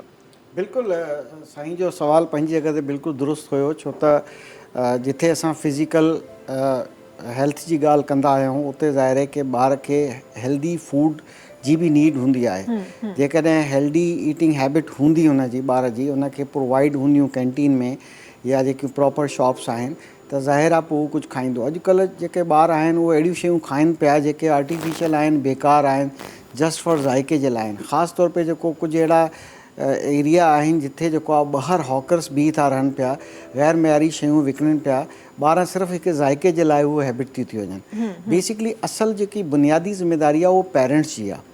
ऐं उन खां पोइ जेके असांजो जेको कोड ऑफ कंडक्ट आहे, जेको स्कूल्स जो क्राइटेरिया हूंदो आहे कैंटीन जो, उहो गवर्नमेंट जी तरफ़ खां बि हिकिड़ो पॉलिसी ठहियलु आहे ऐं असां उनजे हिसाब सां बि उनखे इम्प्लीमेंट कराइण जी कोशिशि कंदा आहियूं।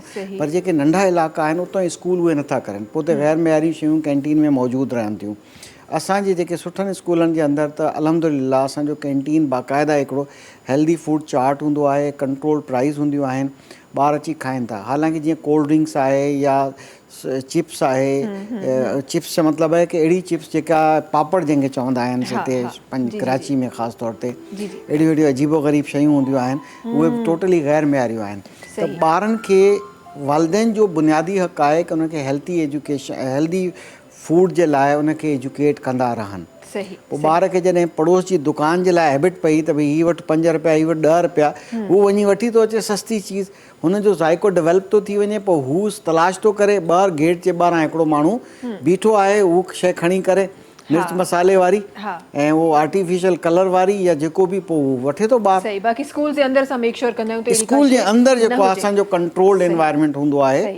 प्लस उन्हनि जी हिकिड़ी ॿी ॻाल्हि हुई त ॿारनि खे स्मार्टफोन्स खां परे रखे। असां हिते टेक्नोलॉजी जी ॻाल्हि करे रहिया आहियूं, हू बि माउ पीउ जो फ़र्ज़ु आहे। ॾिसो न बुनियादी जेको आहे, छो त ॿार असां वटि जॾहिं अचनि था न त यकीन करे उहो पहिरियां खां इंट्रोड्यूस थियल आहे। सही, ॿार रोए थो, माउ जेको आहे हुनखे कार्टून लॻाए ॾेई थी छॾे पई, इवन मानी जॾहिं खाराए थी न, मुंहिंजी ईटिंग हैबिट में हीअ ज़रूरी आहे, स्क्रीन ज़रूरी आहे, तॾहिं हू ॿारु खाए थो। हीअ तमामु बुरी ॻाल्हि आहे। वालिदैन खे ई घुरिजे की ॿार खे हैबिट न हुजनि। स्क्रीन टाइम 4 साल जे ॿार ताईं बिल्कुलु ज़ीरो हुजणु घुरिजे। 4 साल खां 5-6 साल ताईं 1.5 कलाक मैक्सिमम हुजे। स्क्रीन टाइम जो मतिलबु आहे टीवी बि शामिलु आहे, मोबाइल जी स्क्रीन बि शामिलु आहे, कंप्यूटर जी स्क्रीन बि शामिलु आहे, कोई बि स्क्रीन आहे उहो स्क्रीन टाइम जो हिकिड़ो हिसो आहे। ॿारनि खे फिज़िकल एक्टिविटीज़ में इंगेज कयो, क्वालिटी टाइम ॾियो, पाण ॿारनि सां खेॾो। ॿार थोरो सो डेली बेसिस ते हिकिड़ो ॾाढो ज़रूरी आहे। जेकॾहिं हू ॿार पेरेंट्स न कंदा, माउ त वीचारी कंदी आहे, पर फादर खे बि घुरिजे की उहो पंहिंजे ॿारनि सां वेहे ऐं कुझु हेल्दी एक्टिविटीज़ करनि ऐं स्कूल सां कॉन्टेक्ट में रहनि। स्कूल पेरेंट्स जो ओतिरो ई हक़ु आहे कि स्कूल जी कम्युनिटी जे अंदरि जेको आहे उहो हिकिड़ो रोल अदा करनि, पंहिंजा सजेशन्स ॾियनि। जेकॾहिं का अहिड़ी ग़ैर मयारी शइ कैंटीन ते अवेलेबल आहे उनजे लाइ ज़िक्र करनि, सुठियूं तजावीज़ ॾियनि। ही रोल आहे पेरेंट्स जो। बिल्कुलु बिल्कुलु। अच्छा, कॉलर सां गॾु आहिनि, जल्दी सां कॉल अटेंड करे वठूं। जी अस्सलाम वालेकुम। वालेकुम अस्सलाम। केरु सां सां गॾु? मां डॉक्टर अनीला पई ॻाल्हायां। जी अनीला साहिबा, कीअं आहियो? ख़ैरियत सां आहियो? ख़ुशि आहियो? ख़ैरियत, ठीक ठाक सभु माशाल्लाह। प्रोग्राम ॾिसो पिया? जी जी बिल्कुलु। अॼो के प्रोग्राम जे हवाले सां का लफ़्ज़ शामिल करणु चाहींदो? जी बिल्कुलु, मूंखे हिकिड़ो सवाल पुछिणो आहे। फरमाइयो। जी, इहा त अॼुकल्ह जो जेका डिजिटलाइज़ दौर एॾो हले पियो, उन जे हिसाब सां एजुकेशन ते छा इम्पैक्ट थो पए? ऐं मीन वाइल इहा जेका न्यू लेटेस्ट ट्रेंड्स अचनि पिया त पुराणे पासे एॾो समझदार एॾियूं शयूं अवेलेबल त कोन आहिनि, उहे गैप कीअं फिल थींदो? ठीकु आहे, इन हवाले सां असां प्रोग्राम में डिस्कस कयो बि आहे। मज़ीद इंशाल्लाह इन हवाले सां प्रोग्राम में लफ़्ज़ शामिल कंदासीं। वरी महिरबानी कॉल करण जी, ईअं ई प्रोग्राम ॾिसंदा रहो। अच्छा जी, हिते अगेन उहा ई ॻाल्हि त असां वटि जेका दौर जेको हली रहियो आहे उनजो हिकु ऑब्वियसली एसेसिबिलिटी जो हिकु फुक़दान आहे। इहा वाकई सही ॻाल्हि आहे। हर माण्हू जे लाइ उहा शइ एक्सेसिबल न आहे जंहिं का असांजे स्कूल्स में अवेलेबल आहे, या अगरि जंहिं माण्हू जे लाइ अवेलेबल आहे त स्कूल्स में अवेलेबल न आहे। इहो हिकु गैप आहे जंहिं ते कमु थी रहियो आहे, जंहिंजे बारे में असां पहिरीं बि डिस्कस कयो। हिते ज़रूरु मां हिकु शइ ॿी शामिलु करणु चाहींदमि जेका करणु ॾाढो इंपॉर्टेंट आहे, बिकॉज़ एजुकेशन जी ॻाल्हि करे रहिया आहियूं त हिकु जॻह ते इहो बि ॾिठो वियो आहे जेको पाकिस्तान जी एजुकेशन जो सर्वे आहे, लैंग्वेज बैरियर बि हिकु हिसो आहे एजुकेशन जो। छा उन ते को कमु थिए पियो असां वटि? जी बिल्कुलु। जीअं मां तव्हांखे ब्रेक में हिकिड़ी ॻाल्हि कई त थर पार्क में जेका असांजा स्कूल आहिनि त हुते ॿारनि खे सिंधी बि नथी अचे, उहो ॾाढकी ॻाल्हाईंदा आहिनि। त इहो पहिरीं प्रोग्राम हो TCF जो जंहिंमें हुन ॾाढकी जी अल्फ़ाबेट ठाही ऐं हाणे ॿारनि खे ॾाढकी में असां पढ़ायूं पिया ऐं ट्रांज़िशन हले पियो त माना पहिरीं ॾाढकी खां पोइ सिंधी खां वरी उर्दू, पोइ इंग्लिश। तव्हां ॾिसो हिकिड़े मुल्क में हिकिड़े सूबे में कुझु अहिड़ा ॿार बि आहिनि जेके उर्दू जो बि एक्सपोजर न आहे उन्हनि खे, सिंधी जो बि न आहे। जेको सिंध में त आहिनि पर सिंधी जो हिकिड़ी ज़बान आहे ॾाढकी, उहो ॾाढकी सम्झंदा आहिनि, छो कॾहिं निकिता ई कोन आहिनि हुतां ॿाहिरि। त अल्हम्दुलिल्लाह मल्टी। ऐं तव्हां हिकिड़ी ॿी ॻाल्हि ॿुधायां त जेका लैंग्वेज जी बुक्स अवेलेबल आहिनि पाकिस्तान में, उहा इहा कंसिडर करे ठाहियूं आहिनि जेका पब्लिशिंग हाउस आहे उन्हनि जूं, त ॿार जी मदर टंग इंग्लिश आहे त हुनखे लिखणु ऐं पढ़णु सेखारिणो आहे। त उहो कॉन्सेप्ट हिते त बिल्कुलु ई चेंज आहे न। असां वटि फर्स्ट मदर टंग न आहे, सेकेंड बि न आहे, थर्ड बि न आहे, फोर्थ बि न आहे। ठीकु आहे, इंग्लिश ॿारनि खे एक्सपोजर ई न आहे। त TCF जो पंहिंजो पब्लिशिंग हाउस आहे, असां पंहिंजी सीरीज़ ठाही आहे लर्न इंग्लिश विद इक़बाल जे नाले सां, जंहिंमें असां ॿारनि खे इहा ज़हन में रखी किताब ठाही आहे त हिननि जी मदर टंग इंग्लिश न आहे। उहा सिंधी बि थी सघे थी, उर्दू बि थी सघे थी, पश्तो बि थी सघे थी, कुझु बि ज़बान थी सघे थी। त ॿारनि खे एज़ अ सेकेंड लैंग्वेज असां इंग्लिश सेखारणी आहे। त उहा असांजी पंहिंजी किताबूं आहिनि। सही, उहे पंहिंजूं किताबूं आहिनि जेके TCF जे ॿारनि जे लाइ अवेलेबल आहिनि। ॾाढी सुठी ॻाल्हि आहे। अच्छा, हिते इहो लैंग्वेज जेको कॉन्सेप्ट आहे, मां थोरो उन जी तरफ़ बि वञणु चाहियां थी ऐं उहा ॻाल्हि बि पंहिंजे प्रोग्राम में शामिलु करणु चाहियां थी। ॾिसो, इंग्लिश हिकु इंटरनेशनल लैंग्वेज आहे ऐं इन ॻाल्हि में को शक कोन्हे, को इनकार कोन्हे त जेकॾहिं तव्हांखे अगरि इंटरनेशनली कमु करिणो आहे या अॼोकी मार्केट सां गॾु रहणो आहे, इवन टेक्नोलॉजी सां गॾु रहणो आहे, त इहा लैंग्वेज हिकु बेसिक हिकु नीड आहे माण्हू जी। पर उन खां पोइ बि जॾहिं बि असां ॾिसूं था त असांजो जेको ॿार TCF खां मैट्रिक करे अचे थो, ॾाढी सुठी ॻाल्हि आहे। तव्हांजे चवण मुताबिक़ त उनखे उहे तमामु लैंग्वेजिस मिली रहियूं आहिनि। पर छा असांजी जेके यूनिवर्सिटीज़ आहिनि पाकिस्तान जूं, जॾहिं तव्हां यूनिवर्सिटीज़ ताईं उहो ॿार वञी रहियो आहे, उनखे उहो ई माहौल ऐं उहो ई इन्वायरमेंट, बिकॉज TCF जंहिं तरीक़े सां तव्हां ॿुधाए रहियो आहे कंप्लीटली डिफरेंट इन्वायरमेंट में ॿारनि खे पढ़ाए रहियो आहे। असांजो जेको सिस्टम आहे उहो किथे असांखे तव्हांजे लफ़्ज़नि मुताबिक़ डिफरेंट नज़र अचे थो। त इहे ॿ शयूं किथे को क्लैश थींदे को नज़र आयूं? शुरू में थोरो मसलो थींदो आहे, छो असां जेका ॿार आहिनि उहो इंटीरियर ॻोठनि मां ईंदा आहिनि या अहिड़े आबादियुनि मां ईंदा आहिनि, त उन एक्सपोजर कोन हूंदो आहे। शुरू में थोरो मसलो थींदो आहे, पर उहा लैंग्वेज हुननि जे अंदरि हूंदी आहे। जीअं मां तव्हांखे ॿुधायो न, असां बि हाणे उर्दू मीडियम में पढ़िया आहियूं इंटीरियर सिंध मां। त जॾहिं असीं कराची आयासीं, यूनिवर्सिटी वियासीं, त असांखे जीअं तव्हां हाणे को अरबी पढ़ंदा आहियो, त अरबी पढ़नि ते अचे थी, सम्झ नथी अचे, ॻाल्हाए नथा सघो, त लैंग्वेज बि जेका ॿार ईंदा आहिनि पढ़ी एज़ अ सेकेंड लैंग्वेज, उहो पढ़ी बि वेंदा आहिनि, सम्झी बि सघनि था, पर ॻाल्हाए नथा सघनि, छो एक्सपोजर न आहे, उहो माहौल न आहे। पोइ जीअं यूनिवर्सिटी वेंदा आहिनि, एक्सपोजर हूंदो आहे, माहौल थींदो आहे, उहा शइ निकिरी ईंदी आहे। अच्छा, जल्दी सां हिकु कॉलर सां गॾु आहिनि, कॉल अटेंड करे था वठूं। जी, अस्सलाम वालेकुम। हेलो, वालेकुम सलाम। जी, केरनि सां गॾु? जी, मां वकार सां ॻाल्हायां थो। जी रज़ाक साहब, कीअं आहियो? ख़ैरियत सां आहियो? ख़ुशि आहियो? हा, अल्हम्दुलिल्लाह, अल्लाह जो शुक्र आहे। तव्हां ख़ुशि आहियो पिया? अल्हम्दुलिल्लाह, बिल्कुलु ठीकु ठाक। प्रोग्राम ॾिसो पिया असांजो? बिल्कुलु बिल्कुलु ॾिसूं था प्रोग्राम में। अॼोके प्रोग्राम जे हवाले सां को सवाल आहे तव्हां वटि रज़ाक साहब? असां वटि इहो सवाल आहे साईं, असां वटि उबारो तालुको आहे घोटी में, असां वटि स्कूल न आहे न। उबारो में स्कूल न आहे? हिकु बि स्कूल न आहे हुते? न, उबारे खां हिकिड़ो ॻोठ आहे असांजो पीर जो ॻोठ, उनमें स्कूल न आहे, मिले थो। को हिकु बि हुन ॻोठ में स्कूल न आहे? भर पासे वारा जेके ॻोठनि केतिरो परे आहिनि? स्कूल हिकिड़ो सरकारी आहे, लेकिन उनमें को तालीम कोन्हे। प्राइवेट स्कूल न आहे असां वटि। अच्छा, ठीकु आहे, ठीकु आहे। इंशाअल्लाह इन बारे में प्रोग्राम में डिस्कस कयूं था। वॾी महिरबानी तव्हांजी कॉल करण जी। प्रोग्राम ॾिसंदा रहो। अच्छा जी, आई गेस ही सवाल तव्हां ॿिन्ही ताईं वञी रहियो आहे, बिकॉज़ तव्हां हिकु प्राइवेट सेक्टर जो हिसो आहियो, तव्हां हिकु NGO जो हिसो आहियो। अॼु बि असां वटि उहे स्कूल आहिनि जेसि ताईं असां न पहुची सघिया आहियूं। न, उहो चए पियो त अदा चयो त गवर्नमेंट स्कूल आहे, पर वो क्वालिटी जो चए पियो सर क्वालिटी असां जी त पहिरीं चई छॾियो न गवर्नमेंट जी ज़िमेदारी कोन्हे तव्हां ई त चयो न, मां इहो न गवर्नमेंट खे चयो पासे ज़िमेदारी ते करे असां पंहिंजे पर मां इहो खे- तरीक़ो ॿुधायां थो असांजा घोटके में स्कूल आहिनि हाणे जेतिरा माण्हू बि असांखे ॿुधनि पिया टीवी जे तवसल सां उन्हनि खे मां मैसेज थो ॾियां त अगरि तव्हांजे ॻोठ में या क्या शहर में टीचर स्कूल न आहे तव्हां ज़मीन डोनेट करे सघो था असांखे 1 एकड़ ज़मीन खपंदी आहे हैदराबाद खां वठी ज़बरदस्त। नीपुरपास दादू घोटकी Very nice. सखर जिथे बि अगरि तव्हां वटि ज़मीन आहे 1 एकड़ तव्हां उहो असां से मां नंबर ॿुधायां थो 0800 00823 ते कॉल करी तव्हां असांखे ॿुधायो त हे ज़मीन अवेलेबल आहे उहो असां सर्वे कराईंदासीं अगरि हुते ॿार आहिनि असांखे लॻे थो सर्वे पॉज़िटिव आहे केतिरा ॿार हुजनि खपनि हुन ॻोठ में ऑलमोस्ट 200 200 ॿार हा हुजनि, सही 150 आहे। 200 हुजनि त TCF तव्हांखे हुते स्कूल ठाराए ॾेई सघे थो पर ज़मीन तव्हांखे डोनेट करणी पवंदी TCF ज़मीन परचेज़ न कंदो आहे असां जीअं हैदराबाद आहे हाला आहे मटियारी आहे मिप्रो ख़ासि आहे हैदराबाद में मुंहिंजी पंहिंजी ख़्वाहिश आहे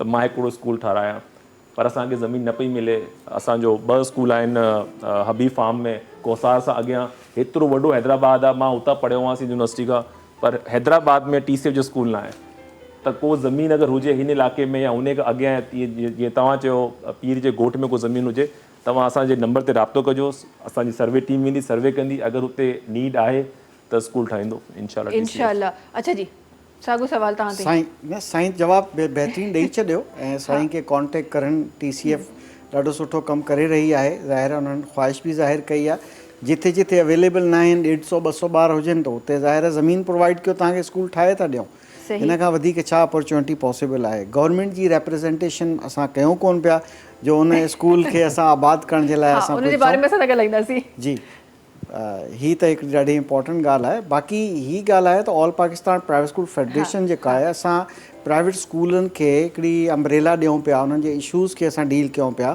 जीअं हिकिड़ो छो त अॼु ताईं असां प्राइवेट स्कूलनि खे इहो न सम्झी सघिया आहियूं त इहो बिज़नेस आहे या हिकिड़ी इम्यूनिटी आहे सर्विस आहे कानून जेको आहे शेल्टर नथो ॾिए प्रॉपर तरीक़े सां किथे चवे थो ठीकु आहे नॉन फॉर प्रॉफिट आहे नॉट फॉर प्रॉफिट आहे किथे असांजे टैक्सिस लॻनि था हींअर हिकिड़ो अहिड़ो कानून FDR ठाहियो जेको ॿुधाइणु ॾाढो ज़रूरी आहे हुननि असांखे POS मशीन लॻाइण लाइ ऑर्डर करे छॾियो यानी POS हिकिड़ी मशीन हूंदी आहे पॉइंट ऑफ सेल जेको दुकान ते लॻणु घुरिजे कंहिं स्टोर ते लॻणु घुरिजे स्कूल में छो लॻाइजे छो त असां कमर्शियल त न आहियूं असां ट्रेडिंग न पिया कयूं त हाणे all Pakistan private school federation FBR खे उहो चैलेंज कई आहे असां ऐं उहो अलहमदिल्ला FBR रियलाइज़ कयो ऐं असांजो उहो केस पेंडिंग में आहे पर हिन पूरे सिंध जे अंदरि जेके स्कूल मालिकान हींअर ॿुधनि पिया त उन्हनि जे लाइ हिकिड़ी गुड न्यूज़ आहे की तव्हांखे कोई बि FBR जो नोटिस अचे उहो नोटिस असां ॾे all Pakistan private school federation खे उमाणियो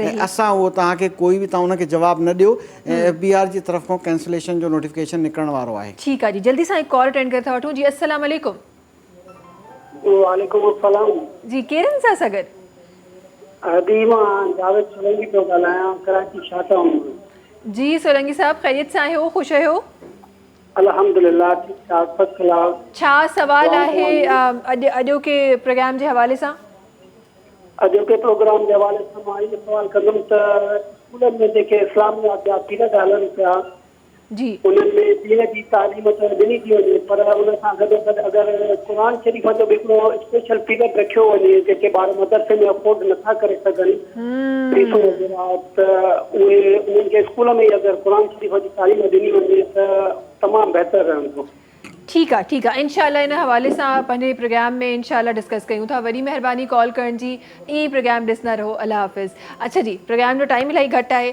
ऐं माण्हुनि जूं ज़ाहिरा सवालात जेके आहिनि उहे इलाही घणा आहिनि बिकॉज़ हीउ टॉपिक एतिरो वसी आहे जंहिं ते जीअं मां पहिरीं शुरूआत में चयो त जेतिरो ॻाल्हाइजे घटि आहे जल्दी सां इन हवाले सां जल्दी सां ॻाल्हाए था वठूं तव्हां ॿिन्ही खां इहो सवाल तव्हां ॿिन्ही जी तरफ़ अगेन मां वठी वेंदमि ऐं जल्दी सां हिन जो जवाबु ॾींदासीं त असां वटि जेका क़ुरानिक एजुकेशन आहे उहा स्कूल्स में छा असां ॾियण जो सोची रहिया आहियूं असां सिंध गवर्नमेंट खे फॉलो कंदा आहियूं ऐं हुन में इस्लामियात मैंडेटरी आहे उहा ॿारनि खे पढ़ाईंदा आहियूं जेका इस्लामियात आहे इहा ई ॾियूं था बसि अच्छा ठीकु आहे असां सिर्फ़ु इस्लामियात ते रहंदासीं हिते बिल्कुलु परफेक्ट जवाबु आहे ईअं ई आहे पर छा आहे त असांजे मुल्क में क़ुरानिक जो एजुकेशन जेको सिलेबस आहे उनखे असां प्राइवेट स्कूल्स फॉलो कयूं पिया ऐं नाज़रा जेको आहे पढ़ायूं पिया, कोशिशि कयूं पिया, पर कुझु स्कूल वधीक एफर्ट था करनि, कुझु स्कूल घटि एफर्ट था करनि। उन घटि एफर्ट करण जो वजह इहा आहे त छो त असां वटि जेको इहे फ़िकन जो मसइलो आहे या बिलीफ जो मसइलो आहे उन में जॾहिं इशू थो थिए त जेकॾहिं पहिरीं सूरत ई पढ़ाइणु शुरू कयूं उते बि वज़ो आलीन वॾो आलीन जो फ़र्क़ु थो अची वञे इन तरीक़े सां, त उन करे पोइ असां डिॼूं पिया, असां चऊं पिया जेको तव्हांजो बिलीव आहे असां उनखे रिस्पेक्ट था कयूं, तव्हां कंहिं बि फ़िके सां तालुक़ु रखो था, असांजे लाइ मुस्लमान आहियो, पोइ इन करे प्राइवेट स्कूल थोरो सो स्टेप बैक रहनि था। मूं काफ़ी सारा प्राइवेट स्कूल उहे बि ॾिठा आहिनि जेके इस्लामिक स्कूल जंहिंखे असां चवंदा आहियूं उते एजुकेशन बि ॾिनी थी वञे, हा अल्हम्दुलिल्लाह, त उते क़ुरानिक एजुकेशन बि ॾिनी थी वञे। आई गेस इनिशियल कुझु सालनि में सिर्फ़ु क़ुरानिक एजुकेशन हूंदी आहे, उन खां पोइ तव्हांखे जेको आहे सो बाक़ी जेका एजुकेशन आहे उहा ॾी वेंदी आहे, त तव्हां ॿई उन में उते तव्हांखे ॿई शयूं मिली सघनि थियूं, उते अहिड़ा स्कूल असां वटि मौजूदु आहिनि। अच्छा जी, असां छो त प्रोग्राम जे इख़्तिताम जी तरफ़ वञी रहिया आहियूं, त मां ज़रूरु चाहींदमि त जेके माण्हू हींअर ॾिसी रहिया आहिनि, असां सभु जेके माण्हू असांखे हींअर ॾिसी रहिया आहिनि, जेके माण्हू हींअर ॿुधी रहिया आहिनि, किन माण्हू वटि शायदि को हैदराबाद मां कोई अहिड़ो माण्हू हुजे जेको असांखे ॾिसी रहियो हुजे, जंहिं वटि ज़मीन हुजे ऐं जेको इहो नेक अमल करणु चाहींदो हुजे, बिकॉज़ चवंदा आहिनि तव्हां अगरि कंहिं हिकु ॿार खे बि पढ़ाए था वञो त तव्हां शायदि हुनजी सॼी जनरेशन खे पढ़ाए था वञो, त उन्हनि जे लाइ अगरि को माण्हू डोनेट करणु चाहे थो, फाइनेंशियली सपोर्ट करणु चाहे थो, ज़मीन ॾियणु चाहे थो, ॿियो कुझु ॿिए कंहिं तरीक़े सां तव्हांखे का डोनेशन ॾियणु चाहे थो, कीअं राब्तो कंदो तव्हां सां? मां जीअं नंबर ॿुधायो 080000823 ते असां सां राब्तो करणु।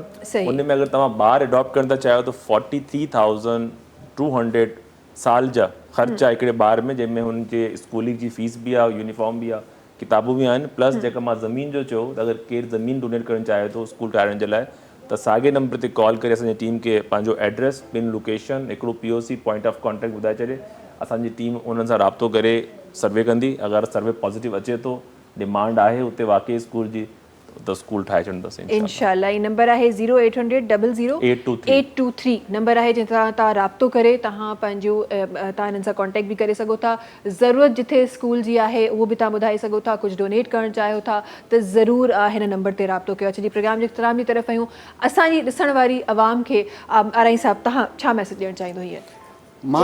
असां सिर्फ़ु ही मैसेज ॾियणु था चाहियूं त ॿारनि खे क़ाबिल ठाहिण जे लाइ ऐं तव्हां पेरेंट्स पाण दिलचस्पी वठो ऐं पढ़नि ऐं नई टेक्नोलॉजी ज़रूरु सिखनि, पर हू हुनर बि सिखनि। हर ॿार जेको आहे उहो सेल्फ एम्प्लॉयमेंट करे सघे।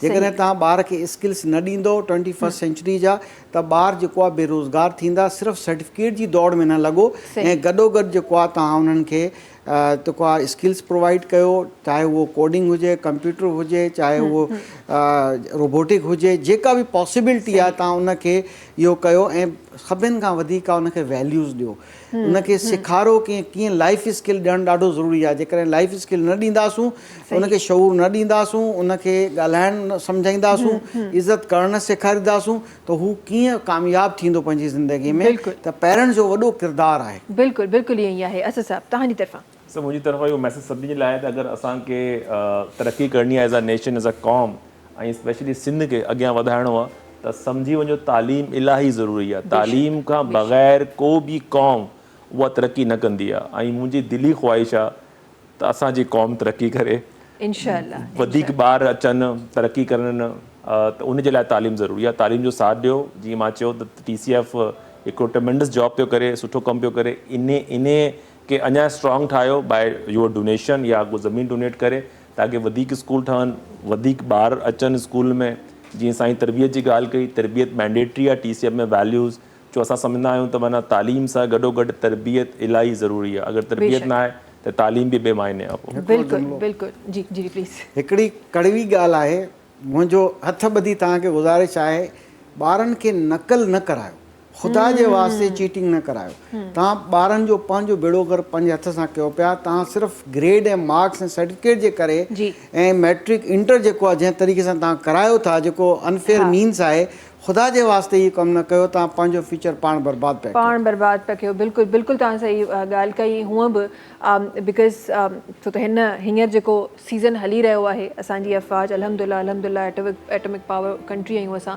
जीअं असांजी अफ़वाज वटि उहो हथियार आहे, ईअं ई आई गेस तालीम असांजे ॿारनि जी, हिन फ़ौज जो जेको हिन वक़्त जा असांजा ॿार आहिनि, उनजो हथियार आहे। त उन्हनि जे हथियार खे जेतिरो तव्हां पावरफुल कंदो, मुल्क ओतिरो ई वधीक सेफ रहंदो, ओतिरो ई वधीक तरक़ी कंदो। वॾी महिरबानी तामिरनी जी असांजे प्रोग्राम में हुजण जे लाइ, प्रोग्राम में शामिल थियण जे लाइ। आख़िर में शोभी भाई जो आवाज़ शामिल करे रहियूं, तव्हां सां मुलाक़ात इंशाअल्लाह वरी सुभाणे थींदी। तेसि ताईं सभिनी खे ॾींदा इजाज़त। अल्लाह हाफ़िज़ जी शोभी भाई।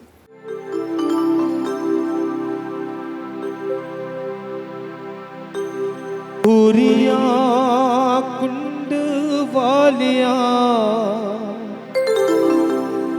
तेरी जो गालियों करने वालियां, जिसे दरिया का पानी जीवन दे उसे दुनिया की लहरों से डरना क्या, तेरे इश्क में जो भी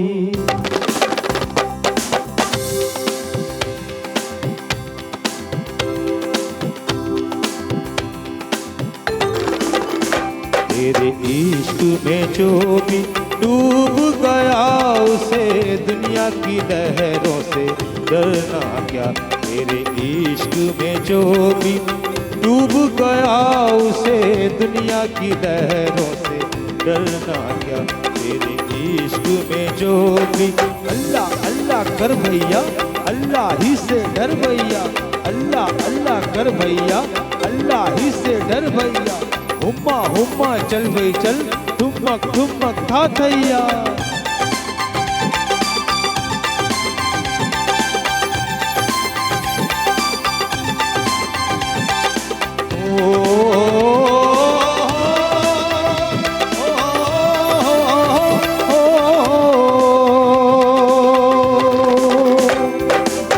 गहराई में जितना भी जाऊं हो,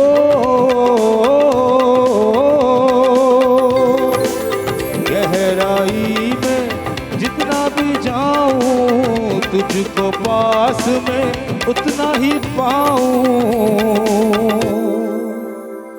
तेरी आँख में जो भी डूब गया उसे दुनिया की लहरों से डरना क्या, तेरे इश्क में जो भी डूब गया उसे दुनिया की लहरों से डरना क्या, तेरे इश्क में जो भी। ओ